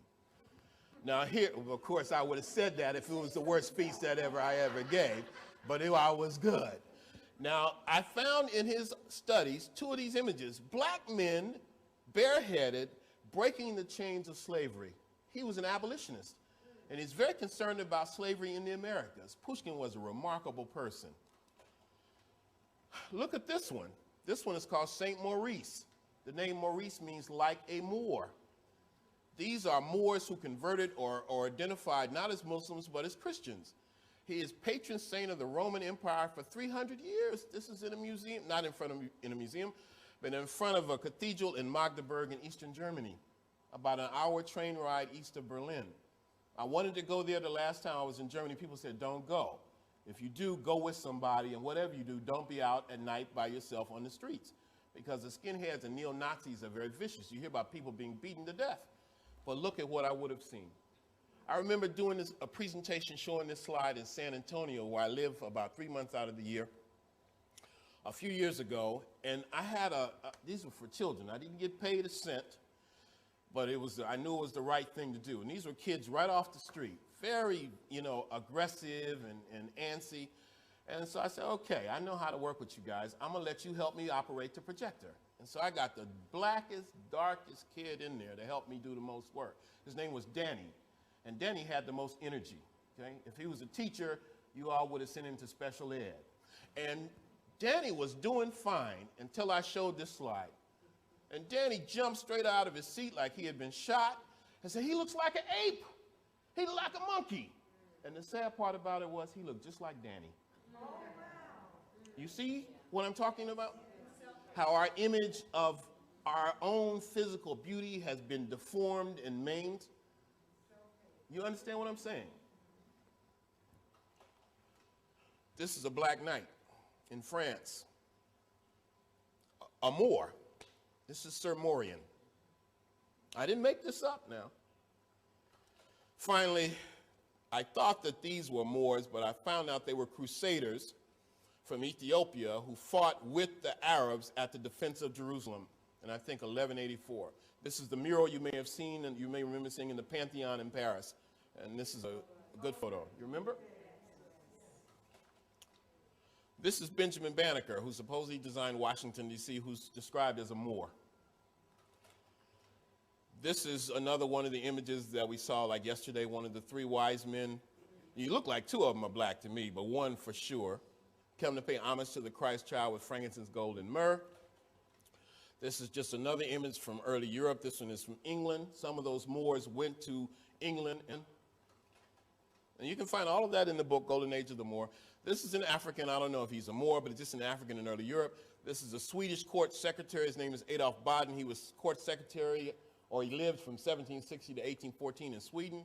Now, what's a brother doing in Sweden from 1760 to 1814?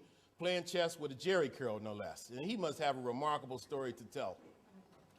What if he could talk? This is John Blanc, regarded as the greatest trumpet player in the world. This is in 1513, right after the fall of Granada. And he is the personal trumpet player of King Henry, I think, the 11th. And he won music awards at the Westminster Music Festival in the 16th century. The Wynton Marsalis, Miles Davis, Satchmo of his day. And these are just in with how history can be falsified in the popular imagination. You don't have to watch the Discovery Channel, the History Channel, the Learning Channel to get misinformation, but it's projected in the popular imagination. Of course, we all know this is Hormozd or the Great Sphinx and Khafre's pyramid here, and then you can compare this to the Luxor Hotel in Las Vegas. You see? You see how the consciousness is tempered with this kind of thing. And this is another interesting one. This is the star called Sirius B, and this is taken from Van Sertimo's book, Blacks in Science. That's a photograph on the top, which was done, I think, 1970. And then you see the drawing of Sirius B done by the people called the Dogon in Mali. They have a 700-year history of Sirius B. You can't see it with the naked eye. It is a companion star of Sirius. Sirius is so bright, it blocks us out. But these Africans can tell you not only about its orbital patterns, They can tell you what it's made out of. They say it's a white dwarf, a star that has imploded upon itself. Western astronomers only noticed it in the 1890s. They photographed it for the first time in 1970. And yet these so-called African primitives in this Muslim country have known about it for 700 years.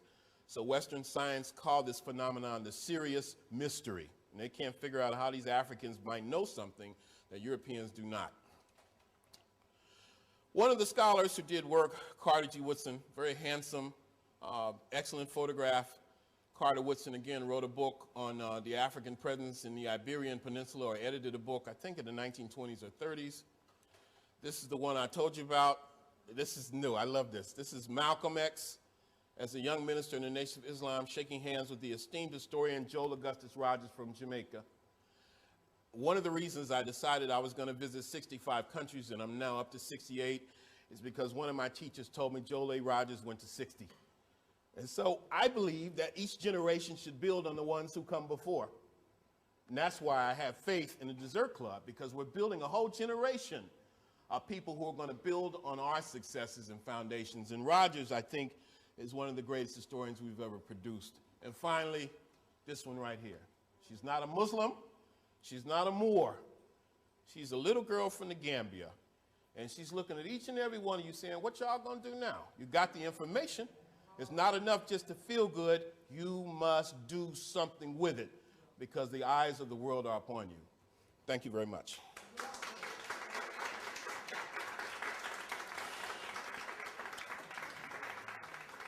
And again, give Gary a round of applause. Edited with Ivan van Sertima, is considered the most comprehensive work on the subject. He has many other books, including Introduction to the Study of African Classical Civilizations, The Global African Community, The African Presence in Asia, Australia, and South Pacific.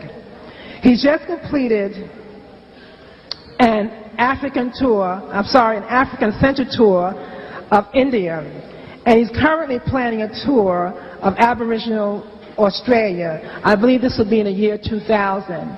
And he invites others who are interested in participating in this to speak with him. I had a chance to speak with our brother Runoko Rashidi, and you'll find, as I have found, he's a very enlightened individual, a very warm individual, easy to talk to. He shares the same love of Africa that many of us have. He will be at Professor Bill Mackey Jr.'s at Mackey's 3 on Thursday, August 12th, 1999 at 7 p.m. That's at 850 St. Mark's Avenue. We need to know that this brother loves Africa. He's lectured in 8 different countries in the last 10 months. He's traced the presence of Africans globally. I want you to know that when the lecture is over, you can purchase his videotapes and audio tapes in the back. So without any further ado, let's beat the drums. Let's welcome our educator, our philosopher, our love of Africa. Let's welcome Brother Runoko Rashidi. On your feet.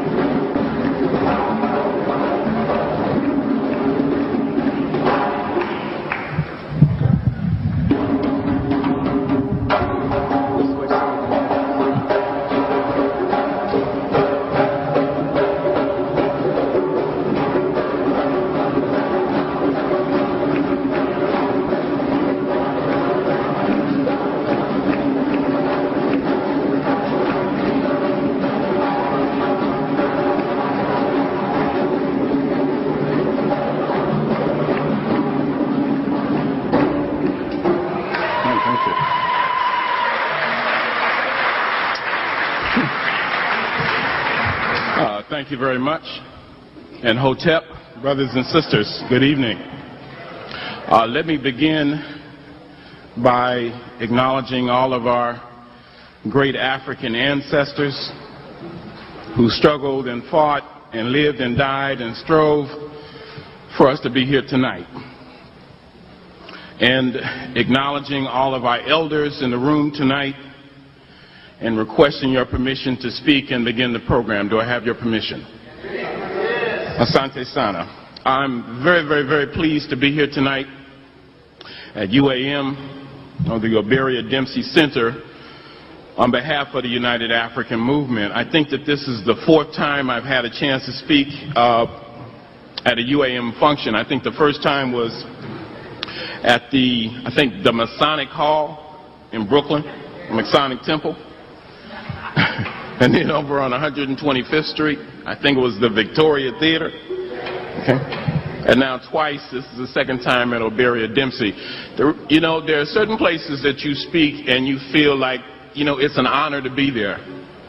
And UAM is one of those places. I think the reason that I feel privileged to participate in a UAM program is because of the tradition that UAM has. For me, UAM has a kind of a fighting tradition, a fighting spirit. It's the home of Brother Alton Maddox. And over the years, Brother Alton has become, can everybody hear me? Over the years, and more, I've been here the last 3 weeks, as a matter of fact. I saw Brother Jamal Gorey, who is my good friend and brother from Los Angeles, and an excellent lecture last week, Dr. Jose Pimienta Bay, very enlightening. But I really enjoy more and more listening to Brother Alton. He's very inspiring and he's very uplifting. He's funny to listen to. He's funny when you hear him talking about white folks. He always crackers. He always hits the nail on the head. And I feel that is a slide presentation. I don't have to worry about anything else. I'm always very well taken care of. Okay? I want to thank Sister Elizabeth for her introduction and all of her hard work. Give her a round of applause. Although she's not here tonight, let me acknowledge Sister Viola Maddox. Okay? I talked about Brother Alton. Or what good is a king without a queen? Right? And I felt so happy last week when our brother asked all the African men to get up and applaud African women. Okay? I think I tried to get up before anybody else and tried to clap longer and louder than anybody else. So I'm very, very pleased to be here this evening. Now, I'm going to dedicate this presentation to my parents. I've never done that before. My father, both my parents are still living. My father will be 86 years old in October.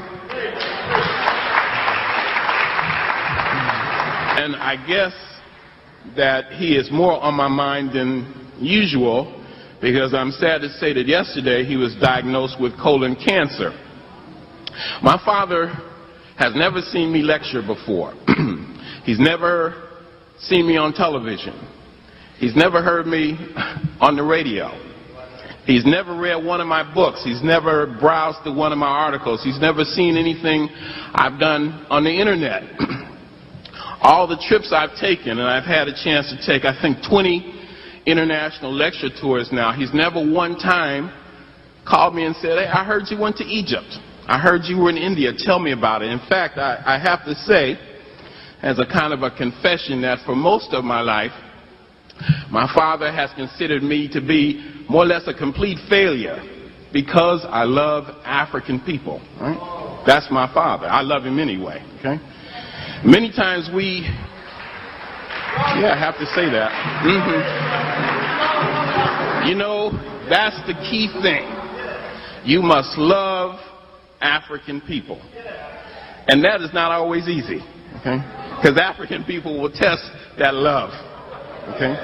Now, my mother, on the other hand, is turned 81 years old in June, and she thinks And she tends to think, like many mothers do, that the sun kind of rises and falls right around me, right? So she's kind of balanced my father out, and I'm grateful to both of them.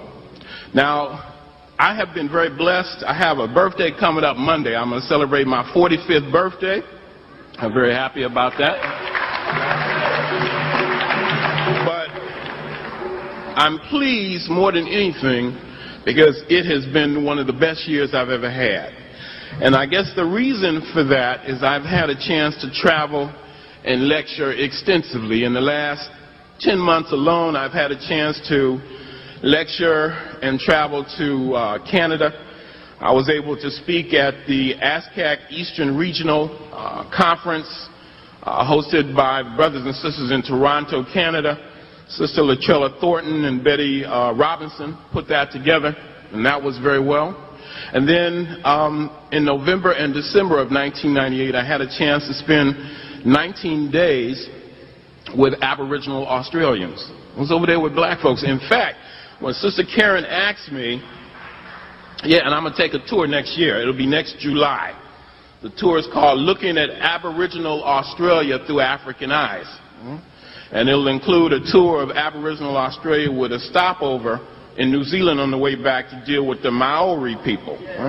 Now, when Aboriginal Australia with a stopover in New Zealand on the way back to deal with the Maori people. Now, when Sister Karen asked me to do this, asked me to speak, the difficulty I had was what would be the subject matter. And I thought about Australia. In fact, I'm hoping to be able to come back to UAM sometime within the next 6 to 8 months, I hope, and do a presentation on black folk in Australia, because they are the deepest, most profound, most spiritual people I've ever encountered anywhere in the world. Now, just a note on them, because I have a little more time than usual. I was hoping Brother Alton would be here to speak, but I guess he cannot be here tonight, so it gives me a little bit more time just to introduce the subject. Black people in Australia who call themselves black fellas and who are commonly referred to as Aborigines, and that's interesting because that's a name they don't like. They consider that something of an offensive term. They refer to themselves as black fellas. And black fellas.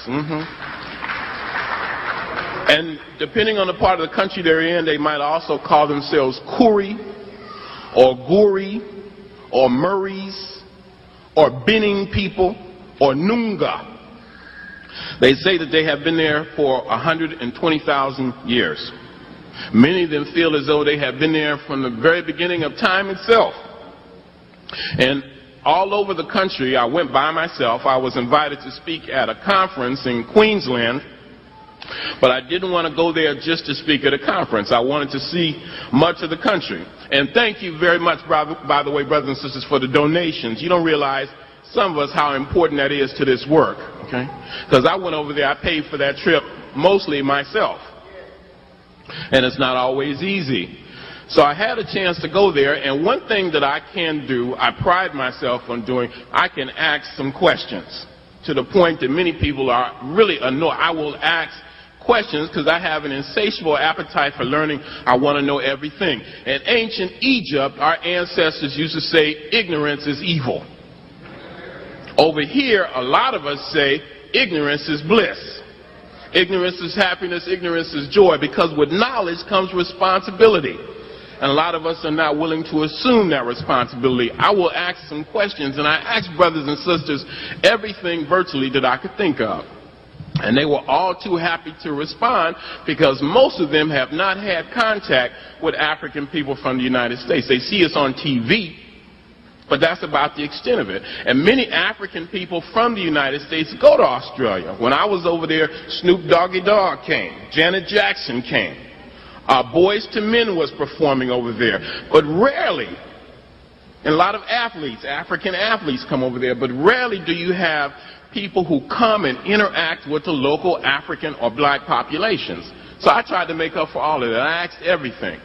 Now, to be an Aboriginal, there are 4 criteria. First, you must have what is called a skin name. and which in and of itself is a lecture. I never did figure out what a skin name was. You must see yourself as Aboriginal. You must be identified and accepted by the community as Aboriginal. And you must have what is called a creation story or a dream time story. I'm sure some of you may have heard of the concept of dreaming or the dream time. It's a whole nother way of looking at reality, a whole nother way of looking at the world.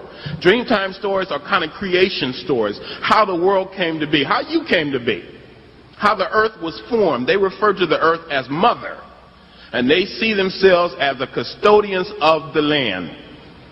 One sister tried to explain to me what a Dreamtime story was, and she had a painting, a Dreamtime painting, and I was in a place called Sydney, the largest city in Australia, and Sydney has a black community, if you just bear with me, called Redfern.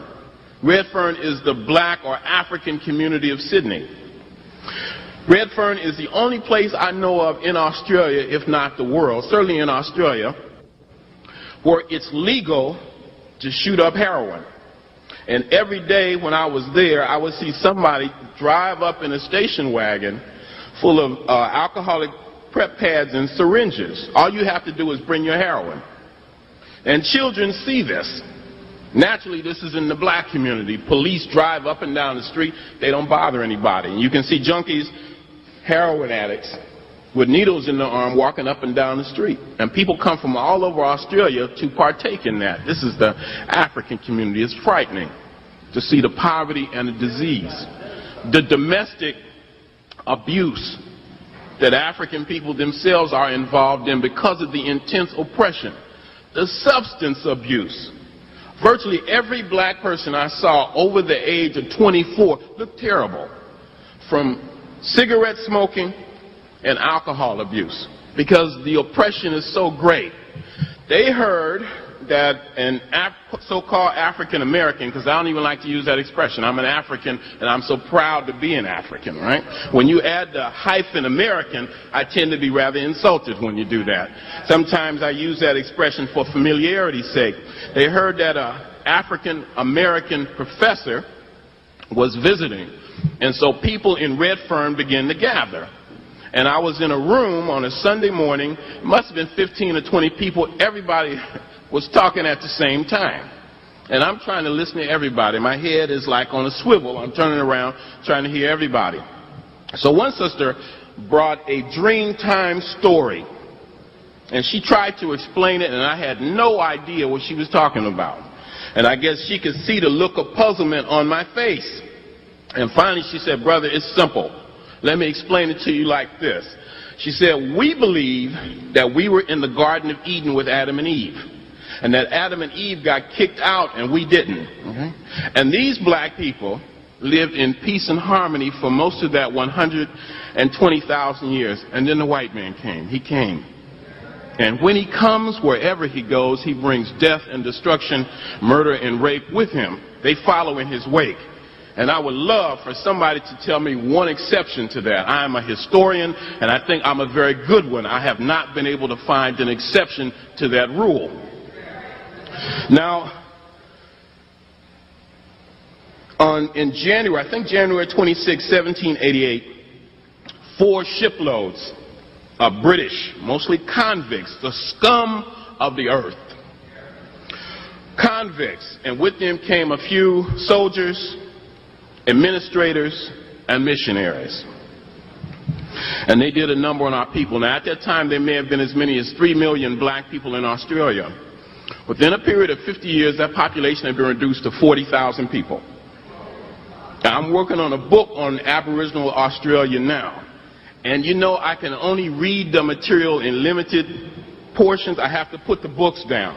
You almost have to immunize yourself emotionally to what happened. Today, in Australia, black people, the black fellas, make up exactly 1.6% of the total population. They have been totally dispossessed of the land. They're less than 2% of the total population. But black men make up 70% of the prison population. Now get to that. It sounds familiar, don't it? From 1.6% of the total population to 70% of the prison population. Black women, 50% of the prison population. I went to Aboriginal communities, happy to go there, in many cases, in Australia, where unemployment figures range from 90 to 100%. Until 1967, brothers and sisters, black people in Australia were not considered human beings. They were considered flora and fauna until 32 years ago. Some of them showed me dog tags that they used to have to wear. You used to have to get permission from a white man called a protector, ironically enough, to go from one side of the street to the other side of the street. The average life expectancy, brothers and sisters, of a black man in Australia is 45 years. So I hope to be able to come back and talk about Aboriginal Australia, our relationship with the brothers and sisters there, and show you some of the images that I've got. Some of the best photographs I have are from Australia. And then in March, I did a lecture for black people in Bangkok, Thailand. I'd never been in Thailand before. And then within 2 days from there, I was able to go and lecture in Hawaii. And in Hawaii, I was able to lecture to indigenous Pacific Islanders, some of whom are blacker than anybody in the room today. In March and April, I was able to, some of whom are blacker than anybody in the room today. In March and April, I was able to lead a tour. The ancestors have been good to me. I have been blessed. To India for the third time. It was my first tour and my third trip to India. And there, I saw in the state of Orissa, which is in the east. I had never been there before. I saw the blackest human beings I've ever seen. And what was and these are called tribal people, Santals and Mundas. And they were so black that sometimes when I used my camera, the flash would just reflect off of them. Okay? That's how black they were. But what was and they welcomed us with open arms. But what was so special about it to me was that the blacker they were, the higher their sense of self-esteem. I saw one brother who was blacker than all the rest of them. And everybody's dark. But this brother stood out. And I saw him, and I guess everybody in the group, we had 16 people. We saw him, and he saw us. I saw him, and he saw me. And he just started smiling, and I started smiling. And I felt that I could read his mind and that he could read my mind. And I was saying, damn, that brother is black. And I know he must have been saying, yeah, I'm black, and don't I look good? Now that was so unique. Because, you know, most of us have been taught the very opposite of that.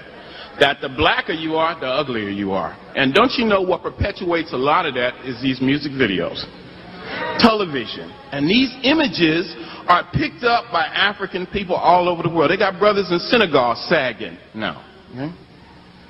Black folks in Ghana arguing about who's the lightest. This is in Africa. And then in May and June, I was able to go to Russia. Now, you may ask yourself the question, Runoko, you were doing pretty good so far, but what would you go to Russia for? Because there are African people over there too. And there's one brother in particular named Alexander Sergeyevich Pushkin. And I'm going to spend a lot of time talking about Pushkin. Pushkin is considered the father of Russian literature. He's called the Russian Atom, the Russian Spring, the Russian Morning, the Russian counterpart to Shakespeare, the father of all things Russian. And he has African blood running through his veins. Not only that, but he was proud of it. He gloried in his African ancestry. So I'm going to spend a lot of time talking about that tonight. And I had a chance, this was a program organized by, I believe, Medgar Evers College in the African American Studies Department at Chicago State University. And I just got back from India. I'd been traveling. I was on a roll. I felt like the ancestors had a mission. And we should all feel like we have a mission in life.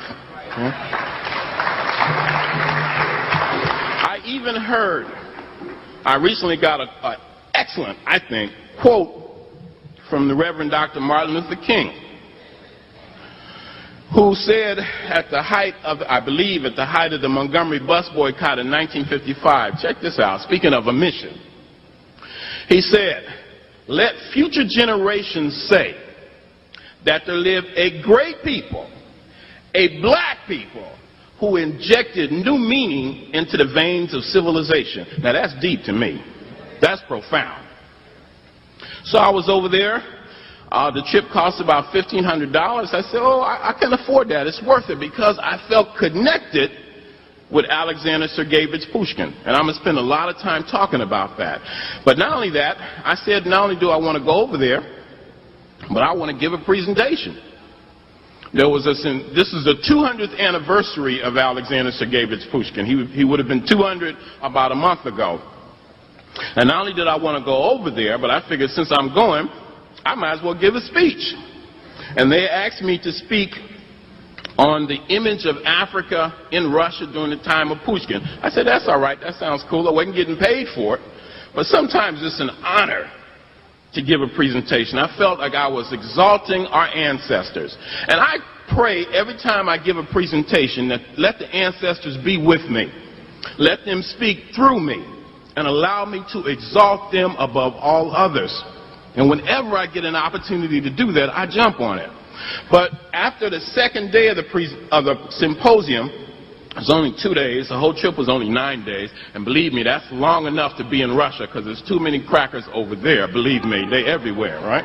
Roving bands of racist skinheads roam the streets. Brother Mutabaruka, who you may or may not be familiar with, had a poem called "It's Not Good to Stay in a White Man's Country Too Long." And I was over there long enough. I was ready to roll to get out of there. I said, you know, after all the presentations that I have heard, I came to the conclusion that these people, many of whom were well-meaning, believed that Pushkin was the only African in the history of Russia, or Europe itself for that matter, to make a significant contribution. And I wanted to correct that.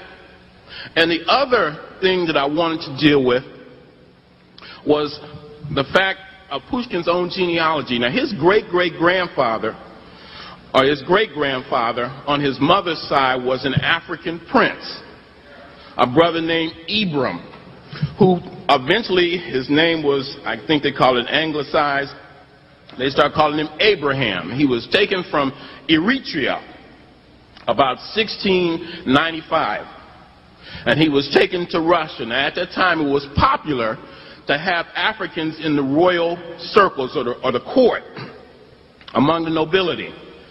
So this brother was very precocious, he was very bright, and he attracted the attention of the Tsar of Russia, the Emperor of Russia, Tsar Peter I. Sometimes people call him Peter the Great. White folks do at any rate. And this man was so enamored of this little brother that he adopted him as his godson, sent him to Paris to study, and he studied engineering. He became the finest engineer in Russia and a major general in the Russian army. Now, this, according to many people, was the advent of the African presence in Europe. So number one, I wanted to say that there were many African people in Europe who distinguished themselves, and the first people in Europe were Africans. And that number two, our history did not begin as a slave or a servant of other people. That is very important that we deal with. There are three major phases of the African presence in world history. And Dr. Clark used to say that African history is merely the missing pages in world history. We are a global people. We are everywhere. We've been everywhere. There are maybe 1 billion of us around the world. And once we realize that there are so many of us in so many places with a common history, That's half the battle right there. And don't you know white folks are definitely afraid of that? And that's my mission, is to go all over the world and get the information and bring it back so we can share it. So I said, look, I'm not going to do a presentation on the image of Africa in Russia during the time of Pushkin. I want to do a presentation on the African presence in Europe. And that is what I want to share with you tonight. Now, the last trip that I have taken internationally, last month, I had an opportunity to spend 3 weeks lecturing and traveling and researching among African people in Trinidad. I had never been in the Caribbean before. And it was, yeah, unless you consider Brooklyn the Caribbean. But I had never been I'd never been in the Caribbean before. And so I had an opportunity to lecture in 4 places, actually 3 cities. I lectured in, I think, Point Fortin or Cape Fortin, a place called San Fernando and Port of Spain. Big crowds. People are hungry for information. And then from there, and I'm going to talk about a lot of this in detail tomorrow night at Brother Mackey's, so I hope you will come out. I won't be showing any slides, so I'll have a chance to give a very good overview, and then we can have time for plenty of discussion.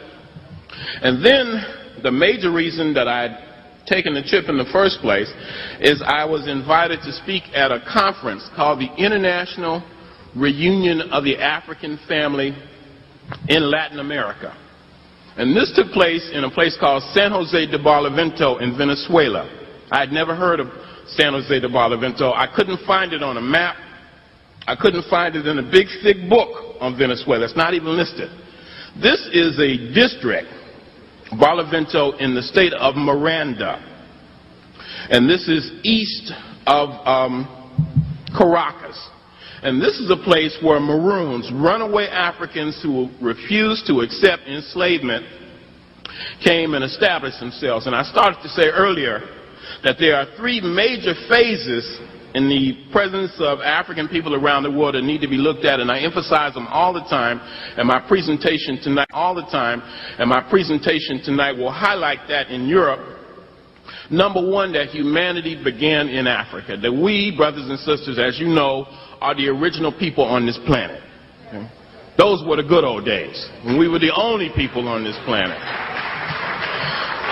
And that from Africa, we peopled the rest of the world. We're the first people on the planet. African people in Europe, in Asia, in the Western Hemisphere, and Australia, the islands of the Pacific, we came first. Number 2, the role that African people have played in the development of classical civilizations all over the world. It's one thing to say that you were first. It's something different to say, to be able to point out to what you did. And we have done virtually everything. And the 3rd phase is the enslavement phase. Slaves didn't come from Africa. African people were captured in Africa and enslaved and dispersed involuntarily around the world. Now the problem is, most of us, when we begin our analysis of history, we begin with the 3rd phase. We forget about African people as the original people on the planet. A lot of times, not the people in here. We forget about or refuse to acknowledge the role that African people have played in the development of civilization and concentrate on enslavement. But even there, if we're going to look at enslavement, it's important that we look at slave resistance. Those African people who struggled in face of overwhelming odds to maintain their basic human dignity, who fought and resisted all day and all night to maintain their basic human dignity. You cannot say enough about those brothers and sisters. Their blood runs through our veins today. Now in Barlovento, this conference lasted for a week. It was organized by a group called the Organization of Africans in the Americas, which is based in D.C. Week-long conference. There were African people from virtually every country in the Western Hemisphere. From South America, the only country that was not represented was Chile. You have brothers and sisters from Bolivia, Uruguay, Paraguay, Argentina, Suriname, Guyana, Brazil, Ecuador, Colombia, Venezuela. Places I had never heard of before. One brother, big brother, Looked like he could have been a football player. Dark African, husky brother from Ecuador. Got up at the end of one presentation, broke down and cried like a baby and said, "Thank you for making me feel proud to be black for the first time in my life." This is a 40-year-old man, all right? For the first time in his life. Most of them were not even aware that Africans lived in in the country next door to them. From Central America, there were delegations from Honduras, Nicaragua, Mexico. Strong contingent of black folks from Mexico, Costa Rica, Panama. The only countries that were not represented in Central America were Guatemala and El Salvador. There were brothers and sisters from Canada. The head of the Nation of Islam in the Dominican Republic was there. Black people from all over the Caribbean. We lit it up for a week. They were drummers, they were dancers, they were performers every night. They had different cuisine from African people in one part of the Western Hemisphere or another every night. Some brothers flew from South Africa, from Senegal, from Ethiopia. And I had a chance to do 3 major presentations. I did 3 keynote presentations, and I assure you I did you proud. I was at my best. Okay? And then, capping that off, I was invited to go to Guyana, the only English-speaking country in South America, to speak for Emancipation Day. Emancipation Day is catching on in the Caribbean, I think Ghana too, and Guyana.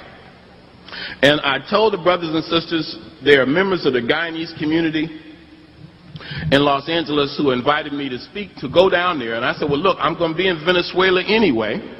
Venezuela and Guyana border each other. Maybe I should go before Emancipation Day and we'll just save that money. She said, all right, we'll send you down there.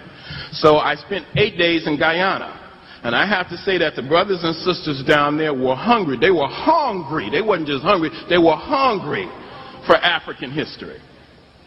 I spoke in one presentation in an old dilapidated high school, St. George's, I think it's St. George, no, St. Mark's, St. Matthew's, I forget, high school in downtown Guyana. The room was packed. 350 people came. Didn't charge people a cent. Nobody left early. They were on their feet. I had a chance to speak in a place called Iflut, I think it was. And 3 or 4 other cities. One presentation I gave, the Prime Minister of the country came. I had a chance to have private meetings with the mayors of the 2 largest cities in Guyana. So over the last 10 months, I have had a wonderful experience. I'm planning to go to Cambodia and photograph the ruins of an African civilization called Angkor in November. Next month, I plan to be with African people in Mexico, in Fiji, in Australia, in Zimbabwe, in New Zealand, and who knows where else. So it's wonderful to be here. I want to thank you all for your continued support, because if not for you, I couldn't have done all those things. Not for you and the ancestors. So give yourself a round of applause. Now, having said all of that, and having given a long introduction, let me begin the slide presentation itself. And I want to take you on a trip with me, not only to Russia, but the African presence in early Europe. Now, this is a slide presentation that I wanted to begin with. I think the last time I was in New York, I had a chance to speak at the First World Forum, another place I'm always delighted to be. Brother Bill Jones and Sister Kefa, like my mother and father out here. And I had a chance to take this photograph. And I had been asking, you know, when I do presentations, I try to not only show images of African people historically, but African people today, because we make a connection between the past, the present, and the future. I think that's an African concept of time. And this sister right here, I'd been saying, I want you to send me a photograph. I want you to send me a photograph. And she put off sending me a photograph for 9 months. So I had a little disposable camera with 2 pictures left on there. And this is Sister Sharcy McIntyre. So I sat next to Sister Sharcy, and we were becoming very good friends. Okay? I remember her sitting right down here in the front row, or very close, and we would laugh and joke. She didn't always agree with everything I had to say, but that's all right. If you're able to sit and talk to each other and reason with each other, that's all right. Now, she said, Runoko, I'm sorry I haven't sent you a picture, so why don't you take this photograph? So here we have Sister Dr. Charlotte Lawrence McIntyre, Sister Sharcy from me. And next to her is my own queen in the back, Sister Tanya Washington, my best friend and travel companion and all of that. You can say hello to her when you go back and buy a tape in the back. All right? Next to her is another dear friend of mine, UAM member, Sister Beverly Walton. Give her a big round of applause. And next to her is Sister Eloise Dix. Okay, I think you may know her too. Now, I took this photograph. I thought it came out very good. And 1 week later, from that day, I got a phone call in Los Angeles. Somebody saying Sister Sharcy was dead. 1 week later. Now, I felt like that was the ancestors making that connection. I believe that we have some powerful ancestors. A lot of times we don't recognize that, but I think we have some powerful ancestors. And they speak to us and give us messages. We don't always receive them, or we don't acknowledge them. But anyway, I wanted to begin with that slide, which I think is a very powerful picture. And I would like to think that she is somewhere smiling down on us right now. Next slide. Now, this slide is important, and some of these you will have seen before, but I assure you some of them will be quite new. I have never shown before. Some of them I just got processed yesterday. Now, this is an African woman, a black woman from the Andaman Islands in the Bay of Bengal. And this is off the eastern coast of India. And I put this slide up here because I think that this is, I hope you can see it all the way. Is the head cut off? No? You can see it? I think that these people are reminiscent of probably what the first human beings on this planet looked like. Short black people, tightly curled hair, dark skin. And from Africa, beginning probably about 300,000 years ago, I think, we went out and populated the entire world. And from Africa, beginning probably about 300,000 years ago, I think, we went out and populated the entire world, including Europe. Next. Now, this slide is the first known statuette in Europe. Not the first depiction of an African, but the first person that we know of depicted in the art of Europe. And I use this up there to show the striking similarity between that little bitty sister that I showed you with the child on her back and this right here. This is called the Venus of Willendorf. And the reason it's called that is because this piece was found, I think, in either 1904 or 1911 near a place called Willendorf, Austria. It's made of soapstone. It's only about 4 inches high. I've actually had a chance to see a replica of this artifact. You will look, reverse it, brother. Please go back. Now go forward. The similarity cannot be a coincidence. The hair, the behind, all of that. Okay? Next.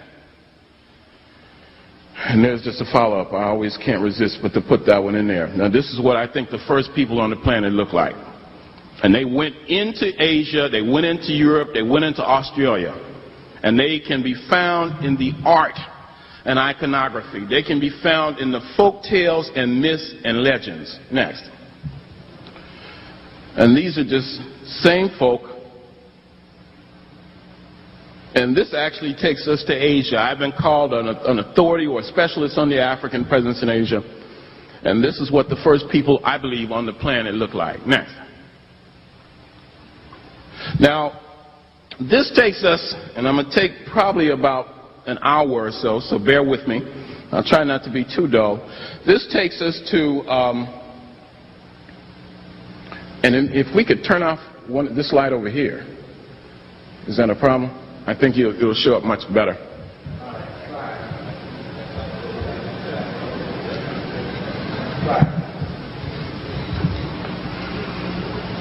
could use a little more water, please.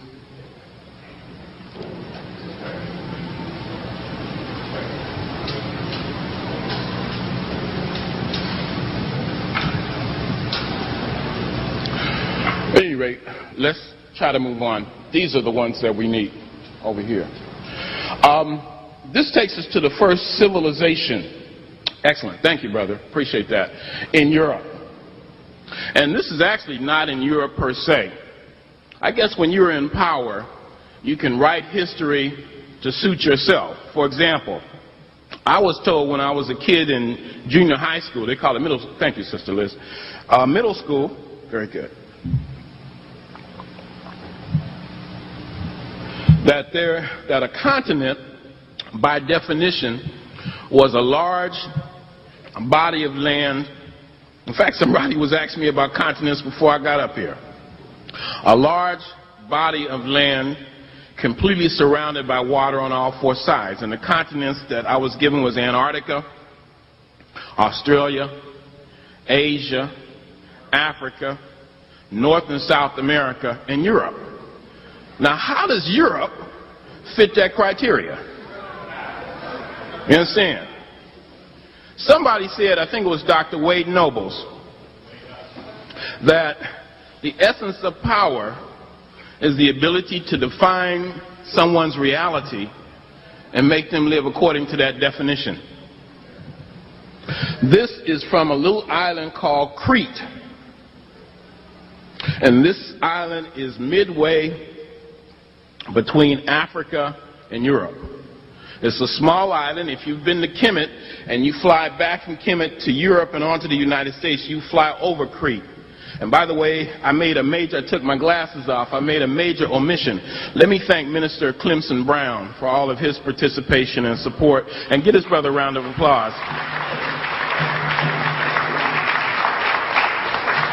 Now, when I went to Trinidad and when I went to Guyana, I was something of a celebrity among African people. And the reason for that is some of the brothers and sisters had come to UAM and purchased some of the videotapes. In fact, they play these videotapes on a TV program in Georgetown, Guyana called The African Presence. People were stopping me on the street. I have to thank Brother Minister Clemson Brown for that. Okay?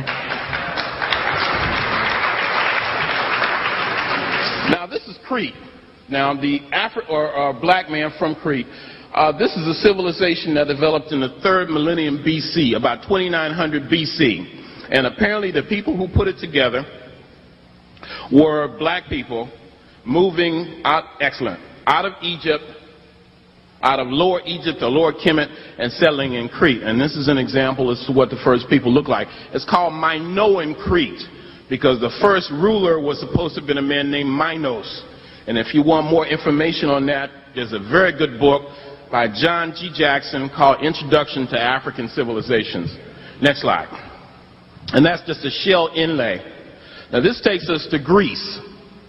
And this is one of my favorite photographs. This is an African child, a black girl from Corinth in Greece in the 4th century BC.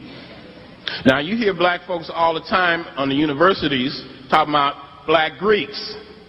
But they are talking about fraternities and sororities, but there really were African people who lived in ancient Greece. Next. The nose has been knocked off. Now this piece is, you can find this in the Brooklyn Museum. And this is an African from, actually from Western Turkey. But it was at a time when the Greeks dominated that part of Turkey. And this is a beautiful, beautiful piece. And the hairstyle looks so much like what you see many brothers and sisters wearing their hair like today. I wish I could get mine like that, but as you can see, it's a bit too late for that. Next slide. This is of a so-called Greek goddess. She is the most powerful goddess in the Greek pantheon. Her name is Pallas Athena. She is the patron goddess of the Greek city of Athens. In Greek mythology, and I grew up reading comic books and reading about Hercules and all these people, never having any idea that there was an African presence there. I believe that if you peel back the surface on virtually anything on this planet, you're going to find an African presence. Because we have been everywhere, we've done everything. This is a signet ring, a ring with the goddess there. Now, the old Greeks who realized the importance of Africa, people like Herodotus and Plato and all of these fellows who spent time, Pythagoras, who spent time in Africa as students, talked about an African goddess named Night. And in their works, they pointed out that Night was the basis of this deity here. She's the goddess of the intellect. She's the goddess of weaving. But she's also a goddess of warfare. In other words, she was a sister not to be played with. Okay? And can you get any blacker than that? Next. Now, this is a depiction here of Hercules in search of his son. I'm glad to say that whatever's going on down there, that does not represent Hercules' son. This is because I don't know what's happening right there. If you get a look at, you can see the little freaky scene, the bestiality. I don't know what that's all about. I found this in the Los Angeles County Library, and all I saw was Hercules. And it was months before I looked down and tried to figure out what was going on. This is a depiction of the so-called Greek hero, Hercules right there. I told Brother Clarence it looked kind of like him, Brother Clarence Dudley. Okay? Next slide. This is an African in early Rome. My room got quiet. Now, I really have tried over the years, and again I have to thank you for your donations. I have tried over the years to put together the finest slide library I possibly could. I want to have representations of African people everywhere. And when I get out of here, when I become an ancestor, I want to bequeath this to an African school. There's an expression that says a picture is worth 1,000 words. I think I'm a good lecturer, but some of these photographs are incredible. And this is of an adolescent black man from early Rome. Next. This is an African pope. There are 3 African popes that I am aware of. The first two of them, in fact, were born in Africa. The other was born in Rome of African parents. The first one is named Victor I. Victor I was the pontiff from about 195 to about 200 AD. I think he was the 13th pope, and he was responsible for Easter being celebrated on Sunday every year. That was his contribution.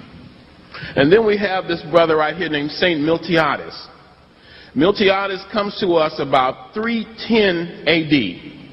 And Miltiades is distinguished because it was under him that Constantine converted to Christianity. Most people have heard of Constantine. He's the one who supposedly, on his way to kill some people, saw what he claimed to be a cross in the sky, and it said something to the effect, "By this sign we shall conquer," and converted to Christianity. And under his reign, the persecution of Christians was supposed to have ceased. This happened under the reign of an African pope. All kinds of Africans in Rome. By the 2nd century AD, 1/3 of all the members of the Roman Senate were born in Africa. You have the greatest writer in Roman history, a black man named Terence Afar, a man who says something to the effect, "I am a man, and therefore nothing human is alien to me." This is a man studied by Julius Caesar, by Cicero, by Horace, and yet very few people acknowledge that he was African. And then you have a 3rd African pope named Saint Gelasius. 3 African popes. Now, I'm not a Christian. Okay? I can't get over the fact that, if nothing else, the first slave ship was called the Good Ship Jesus. I can't get over that. I can't get over the fact that in Mombasa, Kenya today, you have a slave dungeon called Fort Jesus. Now, I don't mean to step on anybody's toes, because I try to respect everybody's religion. But I can't get over that. But if you are a Christian, then you need to know something about the history of Christianity, whether you like it or not. Okay? We must be seekers of truth. And sometimes the truth is not what we want or what we expect. This is from a basilica in early Rome. Next. This is an African Roman emperor. His name is Septimius Severus. Now, I'm going to do a residency at I won't tell you which one, a major university in the Midwest in the middle of September. And I was there a couple years ago, and I showed this slide. And it was like 95% Africans in the audience. So I showed this slide of this powerful African emperor of Rome, Septimius Severus. And I said, this brother was very powerful, but I can't say much for his taste in women. Because, see, I believe African men should be with African women, and African women should be with African men. That's what I believe. And I thought since it was a majority African audience, everybody would say, right on, Brother Runoko, speak the truth. And at the end of the presentation, wouldn't you know it, an African got up, and it was a black woman who was mad enough to virtually come on the stage and punch me out, saying, how dared you interject your opinion? And I said, sister, I'm an African man before I'm a scholar or a historian, and I got to speak the truth. Now, this went on, this must have been 200 people now. This went around the room for an hour. Black folks taking sides on the issue. Now, even there were a handful of white people and Asians in the room. Even they got up and said, I respect how you feel and I understand it. It was the Africans who had a problem with it. So finally, one sister got up and said, all right, you said that. One person got up and said, this is a sister, an older sister. She says she was dressed very culturally, and she wasn't about 50, young woman. And she got up and said, you know, speaking to the audience, because I had just about had it. You know, I'm about ready to walk off the stage. And finally she says, look, I want to tell you something. I'm older than most of you. And she says, I have a daughter who's a teenager who watches a lot of TV. And she said one time her daughter told her, she says, Mommy, in order for me to marry a successful black man, do I have to be white? See, that's the logical extension of the insanity that we're dealing with. If you are proud of who you are, you want to be with an African. If you are proud of who you are, you want to worship God in an African image. Okay? Next slide. My brother, if you would focus that a bit. And thank you so much for operating that projector. Give this brother a round of applause, the projectionist. Okay? And security, who aren't going to let anything happen. Give these brothers a round of applause. I assume they're not getting paid any money for the work they're doing. They're doing it out of love of African people. That must be acknowledged all the time. Now, this is Hannibal Barca. Hannibal is an African who gave Rome hell. He is a member of the Barca family, B-A-R-C-A. When he was a youngster, I think when he was about 13, at a public ceremony, he swore undying hatred to the Roman Empire. When he was because they were trying to wipe the Carthaginians, his people out. Carthage is a state in North Africa. It was called Carthagis, which means the new town. And it was established by African people from Asia and indigenous people to the continent. Now, when he was about 21, he was elected democratically the commander-in-chief of the Carthaginian army. His whole family, the Barca family, was known as the Lion's Brood. And they were serious warriors. His father is believed to have been the founder of the Spanish city of Barcelona. He led an army out of Africa, through Spain, across the Alps with elephants, and fought the Romans on the doorstep of Rome and established his fame. Ultimately, unfortunately, after a series of 3 wars, the Carthaginians were defeated. The Romans just wore them down through sheer weight of numbers. And although Hannibal lived 2,000 years ago, his spirit is with us. His deeds are with us. Time has not diminished the glory of his deeds. Next slide. Focus. Now, perhaps of all the images of Africa or Africans in Europe, the sequence that I will show you now are perhaps the most interesting and powerful and provocative. And of course, these are the Black Madonnas. This one is from Paris. And I believe Paris itself is named after an African. I believe the original name of Paris was Paraisidos, or the Grove of Isis. Isis is the European name for Aset, a name which means the throne. Next. And there she is with the child Heru. This is where we get the word hero from. The African names are so important. Aset and Heru as opposed to Isis and Horus. Isis and Horus, I don't know if they mean anything. Aset means the throne, and you usually identify her as an African woman with a throne on top of her head. I don't know what Horus means, but Heru is where we get the word hero from. Next. And this is just a sequence. Focus it, please. And these are some of my favorite slides. This is a Black Madonna and child from Switzerland. Now, all of the Black Madonnas are considered miracle workers. And I've actually had a chance to do some research, and I've been able to read some of the prayers written to these Madonnas. They are incredible. And they are all kind of miracles associated with them. Some of them are supposed to have stopped a cholera epidemic. These icons were actually taken into war at the head of armies because it was thought it would give them victory. When the crusade was launched in the 13th century, the crusaders prayed at a shrine of a Black Madonna in Lupoix in France. Joan of Arc's mother would pray to a Black Madonna in France every day. And all kinds of stories have come to me about them, how they came to be black. That they represent the subconscious, the unconscious. That the worshipers use a lot of candles and incense. And the smoke and soot accumulated on the face, the hands, and the feet. I don't know why it didn't get on the rest of it, or why they didn't clean it off. That they used bad paint. The paint turned bad. Okay? Let's look at some of these with bad paint. Next.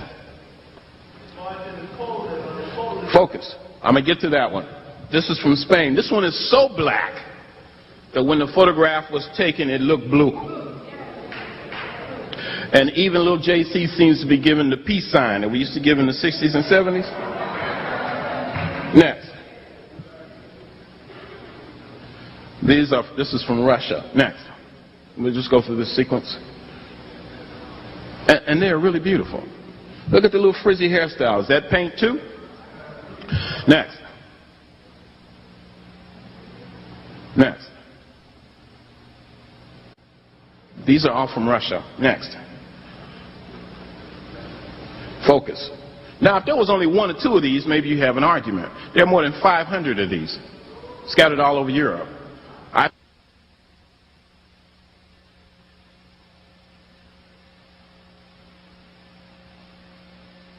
In front of the church where they can kiss the feet of a black doll. That's serious. Next. No, hold it. This is the major one from Poland.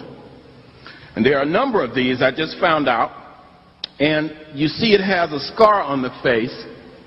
That was done in battle. These icons, as I pointed out, were actually brought at the head of armies, because it was thought that their mere presence would bring them victory. And this is the favorite Madonna of the reigning Pope. Next. This is from Krakow in Poland. Now, Sister Tanya just gave me this one a couple months ago. Look at the hairstyle. That's black. Next. These are all from Poland. Next. This is the whole family. Next. And there's Jesus himself.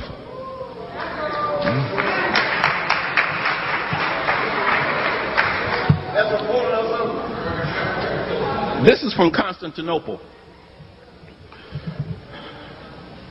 Next. Now, focus, my brother. This is from Germany, and this is a black saint. Now, Brother Jose showed some images of this saint last week, but not this slide. And this is one of my favorite slides right here. This is an image of the black Saint Maurice, who by tradition was born in Egypt. And this is a life-size statue in a place called Magdeburg, Germany in 1240. And for those who have to go, the videos are in the back. You can purchase the videotapes, and these slides are on there. Now, I have to tell one quick story about this. I live in San Antonio now. I'm born in California, an African born in California, grew up there, living in San Antonio. No, turn it down, brother, because I want you to focus on the slide. Thank you. And I did a presentation to a group of real unruly youth, some Africans who probably didn't know where Africa was. And I did a presentation, and little children. And one little brother named Danny was operating a projector. And I showed this slide, and Danny couldn't control himself. He jumped up and says, "He looks like an ape." Another little black kid, like he just came from the country, "He looks like a monkey." I was so hurt that I just had to just sit down and collect myself for about 10 minutes. I didn't even know what to say. Is that a terrible thing to say? But they're brainwashed. St. Maurice. Next. This is the slide my brother showed last week. Next. Next. And this is St. Maurice. Now that banner, in fact, if you focus, this is St. Maurice close to me and St. George and the Dragon on the other side. You see the dragon downstairs. Everybody's heard of St. George and the Dragon, but hardly nobody's heard about St. Maurice, who was patron saint of the Germanic Empire for about 300 years. And you have more than 300 shrines in Germany alone to St. Maurice, a black patron saint. Even Hitler had to acknowledge St. Maurice. Next. This is a depiction of a brother named Casper. And this is from Munich, Germany, from around 1500. Now, the brother is sharp. You got to give him that. He needs a piece of kente cloth in his hand. Okay? Next. This is from Sweden. And this is a depiction of the Swedish court secretary. His name is Adolf Badin, B-A-D-I-N. He was Swedish court secretary from, I think, 1760 to 1804. I was given this little photograph about this. You can't imagine the work you have to do to put these kind of slides together. You've got to be something of a detective, believe me. I was given, thank you, this poster. This was a part of a poster, and of all places, Nottingham, England in 1993. I was over there promoting a book. And I thought so much of it that I had it cut out and had it converted into a slide. This brother is playing chess in what looks like a jerry curl 200 years ago in Sweden. What are you doing over there? Nobody has told his story. I haven't found any information in a book. A lot of our work is just beginning. Next. This is St. Benedict the Moor. He's the founder of the Benedictine Order of Monks. This is from Sicily. Next. This is Alessandro de' Medici. He was the reigning Duke of Florence for 5 years. His father was a cardinal in Sicily. Next. This is a black knight, obviously, from France in the 14th century, from Normandy. Now, this photograph I got in a book, and there's a white woman with him. I just cut her off. That's what I should have did with the one of the Roman Emperor. I just cut her off there. There were black knights. They were not mythological at all. You have a man named Sertimorian, who was the greatest knight in medieval Europe. He's described as black as a crow, black as a raven, black as pitch, black as tar. He was the knight of the Round Table with King Arthur. Next. This is the Chevalier de St. Georges. He was born in Guadeloupe in the Caribbean in 1745. He moved to France. He became the greatest ice skater, the greatest pianist, the greatest swordsman, ladies' man in France. Next. This is the original Alexander Dumas. Now, he too was born in the Caribbean. He became a major general in the French army. He went to Egypt with Napoleon in 1798 and fell out with Napoleon because of the desecration of the Egyptian monuments, the Kemite monuments. Next. Now, this is his son who achieves fame as a writer. He's the author of The Count of Monte Cristo, The Three Musketeers, The Man in Iron Man, and African. By our definition of African, he wrote a book called The Black Tulip, The Black Corsican. He gave us the expression, one for all and all for one. But he also gave us another expression, and that is, a man's mind is elevated to the status of the women with whom he associates.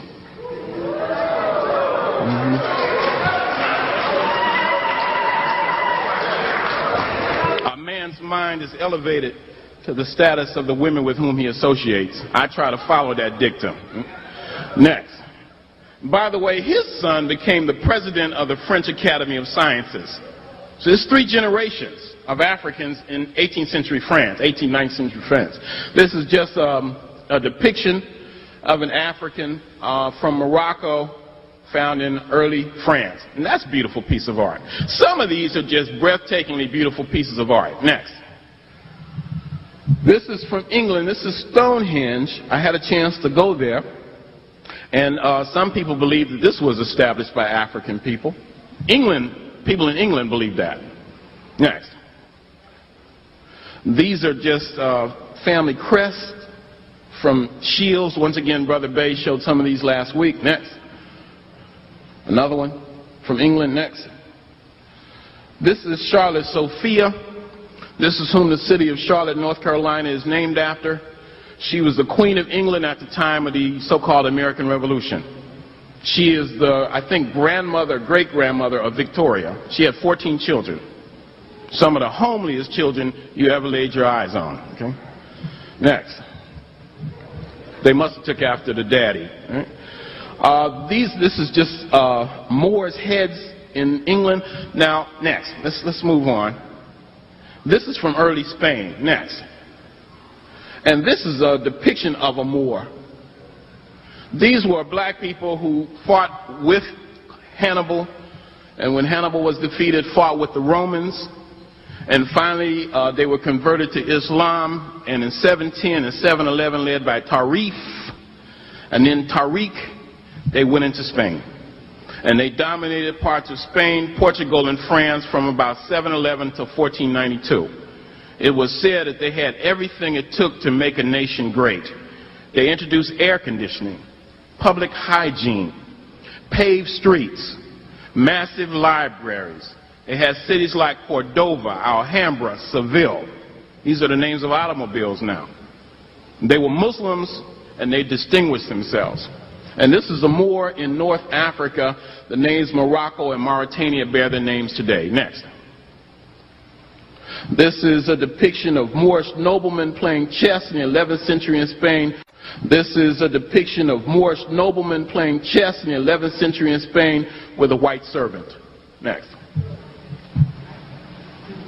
This is a depiction of a Moorish chieftain. All the ladies love this photograph right here. Let's go. Next slide. This is a black Christian in Spain going to fight the Moors. Next. And this is a brother in 16th century Spain. Next. Now this takes us to Russia itself. And this is a black woman from a place called the Crimea. Next. This is a depiction of one of the Madonnas I took a photograph of. This is in Moscow. Next. And this one too. Now look at that. I just got a little bitty camera, went in a cathedral, and shot. Next. And this is the kind of cathedral that these things come out of. You see the walls are full of these icons. You see the picture of Jesus right here with the fro and the beard? Next. Now this is the maternal great-grandfather of Pushkin. He was given the name Abram Petrovich. And he dropped that name and took the name Hannibal in recollection of his African ancestor. Next. This is his son. Next. And this is Pushkin himself. Next slide. Now, what they tried to do, the Russians, although they acknowledged his African ancestry, they tried to lighten him up. Let's go to the next one. But this is what I found. You ought to clap or something for that one right there. Now that is what Pushkin looked like. Pushkin gloried in his African ancestry. Next slide. There's the actual statue. That's Pushkin over there, and that's me right there. That's true. Next. This is Pushkin's study at the time of his death. Pushkin was so important that when he died, Russians actually stopped their clocks. He died at 2:45 in the afternoon on the 29th of January, 1837. And this is his library. This is his study. I actually had a chance to go into Pushkin's study. Look at his desk. See the manuscript, and you can feel the spirit of Pushkin in there. At least I thought that. Right? And you could, you see his desk, and at the time of his death, he was working on a manuscript on his maternal grandfather called The Moor of Peter the Great. Now, I actually had a chance to see a modern version. He only finished 7 chapters, and he refers to him as the Moor, the African, and the black. Pushkin was a small brother. I was told he's about the size of Sammy Davis. A ladies' man. At the time he died, he had relations with 36 different women. That didn't kill him. He died in a duel. Okay? Yeah, 36 sisters. Well, not sisters, 36 women. Next. And this is what's on his desk. Now, you can't see the picture of Pushkin. It's cut off, but this is an African figurine on Pushkin's writing desk. He had one. I went in 2 of his residences. The place where he lived right after he got married and the place where he lived during the time of his death, and these figurines are identical. There's an African. Pushkin knew who he was 200 years ago. Hey, you tell me, sister. Ignorance. Next. Slavery. This is a statue of Pushkin in Moscow. Next. Now, these are black folks. Let me wind down. In the recent history of Russia, you see the black woman, the brother, everybody really. This photograph was taken in 1949. Next. This photograph is of a brother named Razan Abibakov. And this photograph was taken in the Caucasus Mountains in 1913. Let's not go there. Next slide. Now, let me finish up. And I want you to give every one of these a round of applause. And I'll tell you why. Because these are the people who, for the last 100 years or so, have been documenting our history. Every time I do a presentation, I try to take time to show some images of African scholars, race men and race women, historians who have been documenting the history of African people in the most difficult of times. This brother is Reverend Dr. Joseph Elias Hayne. He wrote 4 books on African people dealing with the African origins of European civilization, including the Greeks and the Romans. These books were published from about 1895 to 1911. I found 2 of them right here in the Schoenberg Library, and nobody knows his name. Give him a black hand. One of the books even appears to be an analysis of the impact of melanin 100 years ago. Next. This is William Henry Ferris. He went to Yale. He went to Harvard. He became Secretary General of the Universal Negro Improvement Association, worked very closely with Marcus Garvey. He was an editor, a minister. In 1911, he wrote a book called The African Abroad, dealing with the African presence in Europe in 1911. Give him a black hand. He was born in 1873. He died in 1941. He died penniless. They had to find money to bury him. That's a disgrace. A disgrace. We cannot allow that anymore. Next. This is Sister Drusilla Dungy Houston. Give her a hand. She wrote a book called The Wonderful Ethiopians of the Ancient Kushite Empire in 1926. And she had 2 other manuscripts that we can't find. One of them dealing with the African presence in Europe and the African origins of the Aryans in the 1920s. Next. This is one of my favorites. This is George Wells Parker. Don't wait for me to ask you to applaud them.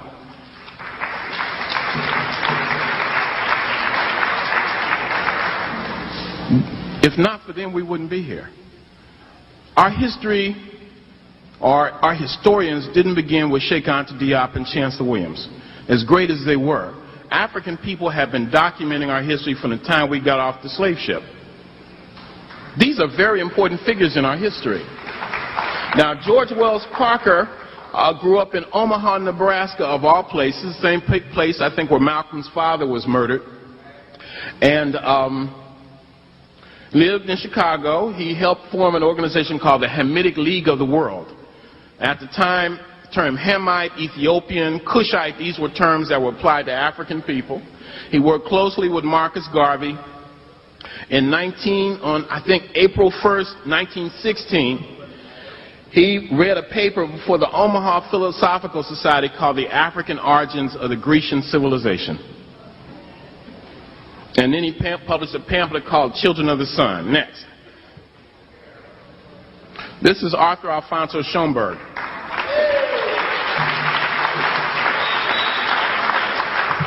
He was born in San Juan, Puerto Rico, I think in 1868. He was a Mason. He worked for the post office. Mostly he was a bibliophile. He collected rare books. And he wrote articles in the 1920s about Africans in Moorish Spain. Next slide. This is Nnamdi Azikiwe. Nnamdi Azikiwe was the first head of state of Nigeria. He studied under Marcus Garvey and William Leo Hansberry. In 1934, in Crisis magazine, he wrote an article called The African Background to Greek Mythology in 1934. He lived to be about 90. Next. Give him a round of applause. This is Carter G. Woodson. A lot of people don't know a lot about Carter G. Woodson. Carter G. Woodson was remarkable. He was born in 1875. He was very poor. Almost taught himself to read and write. He graduated from high school when he was 20. In order to further his education and get some money, he worked in a coal mine. Went to Harvard. In 1916, he founded the Journal of Negro History.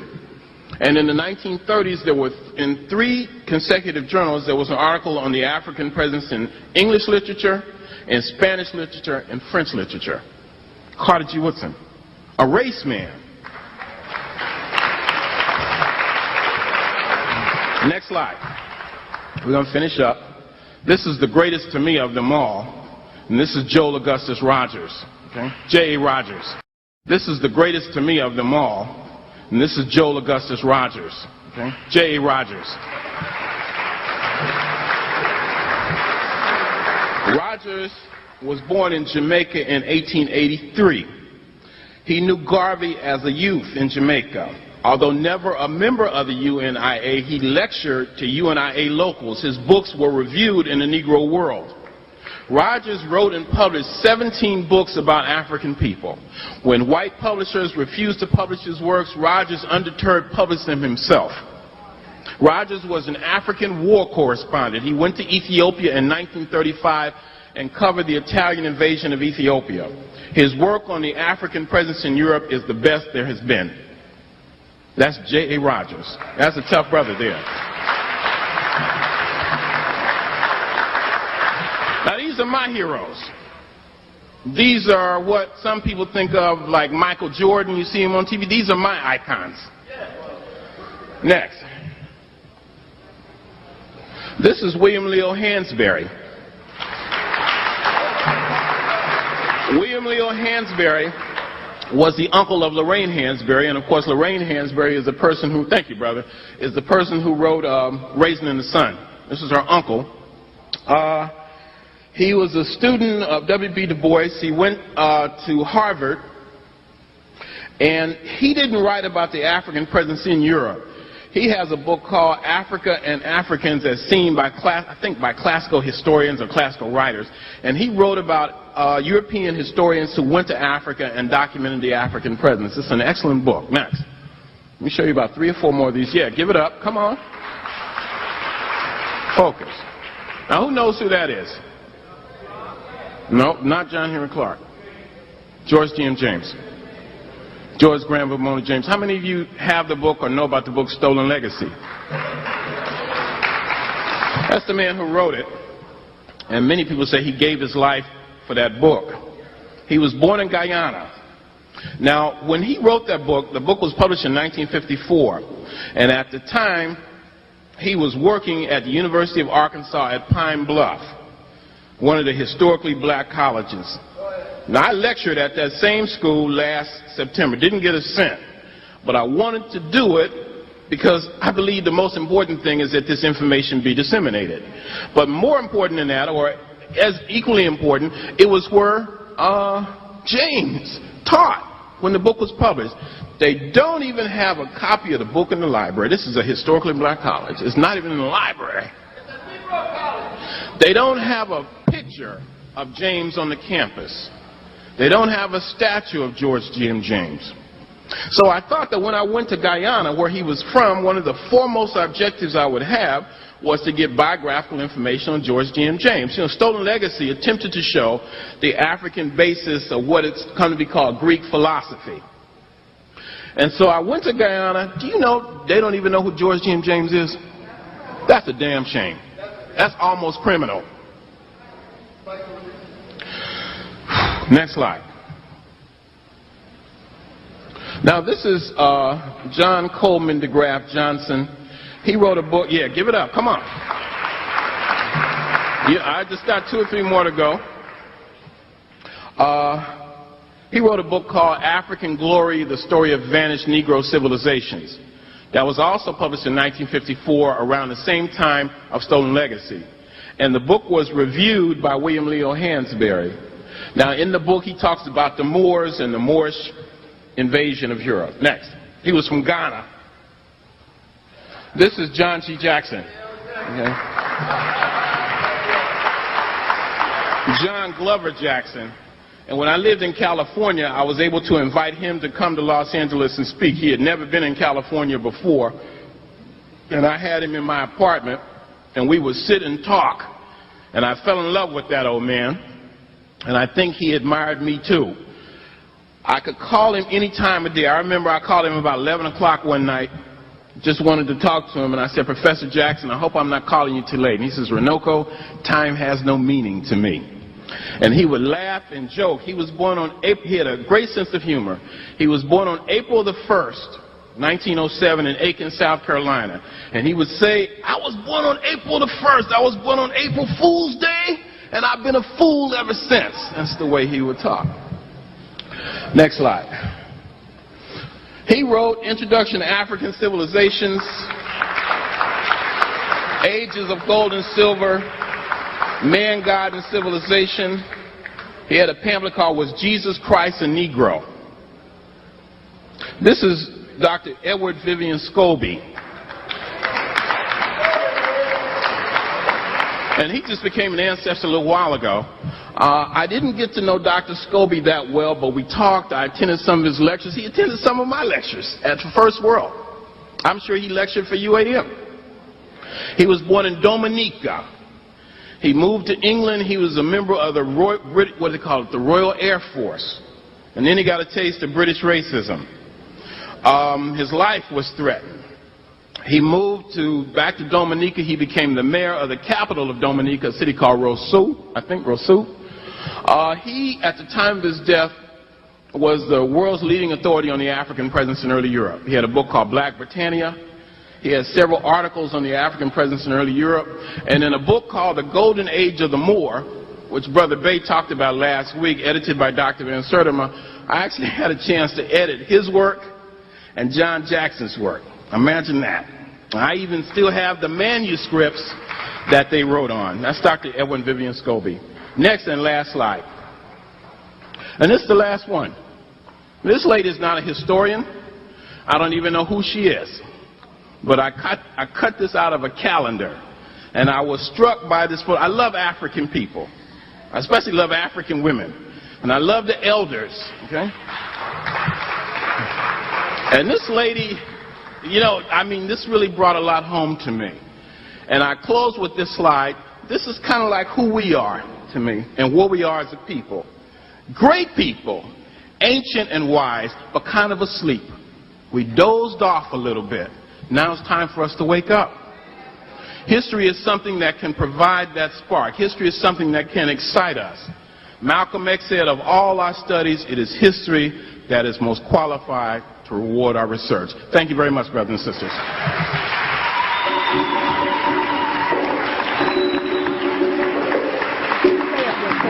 Okay.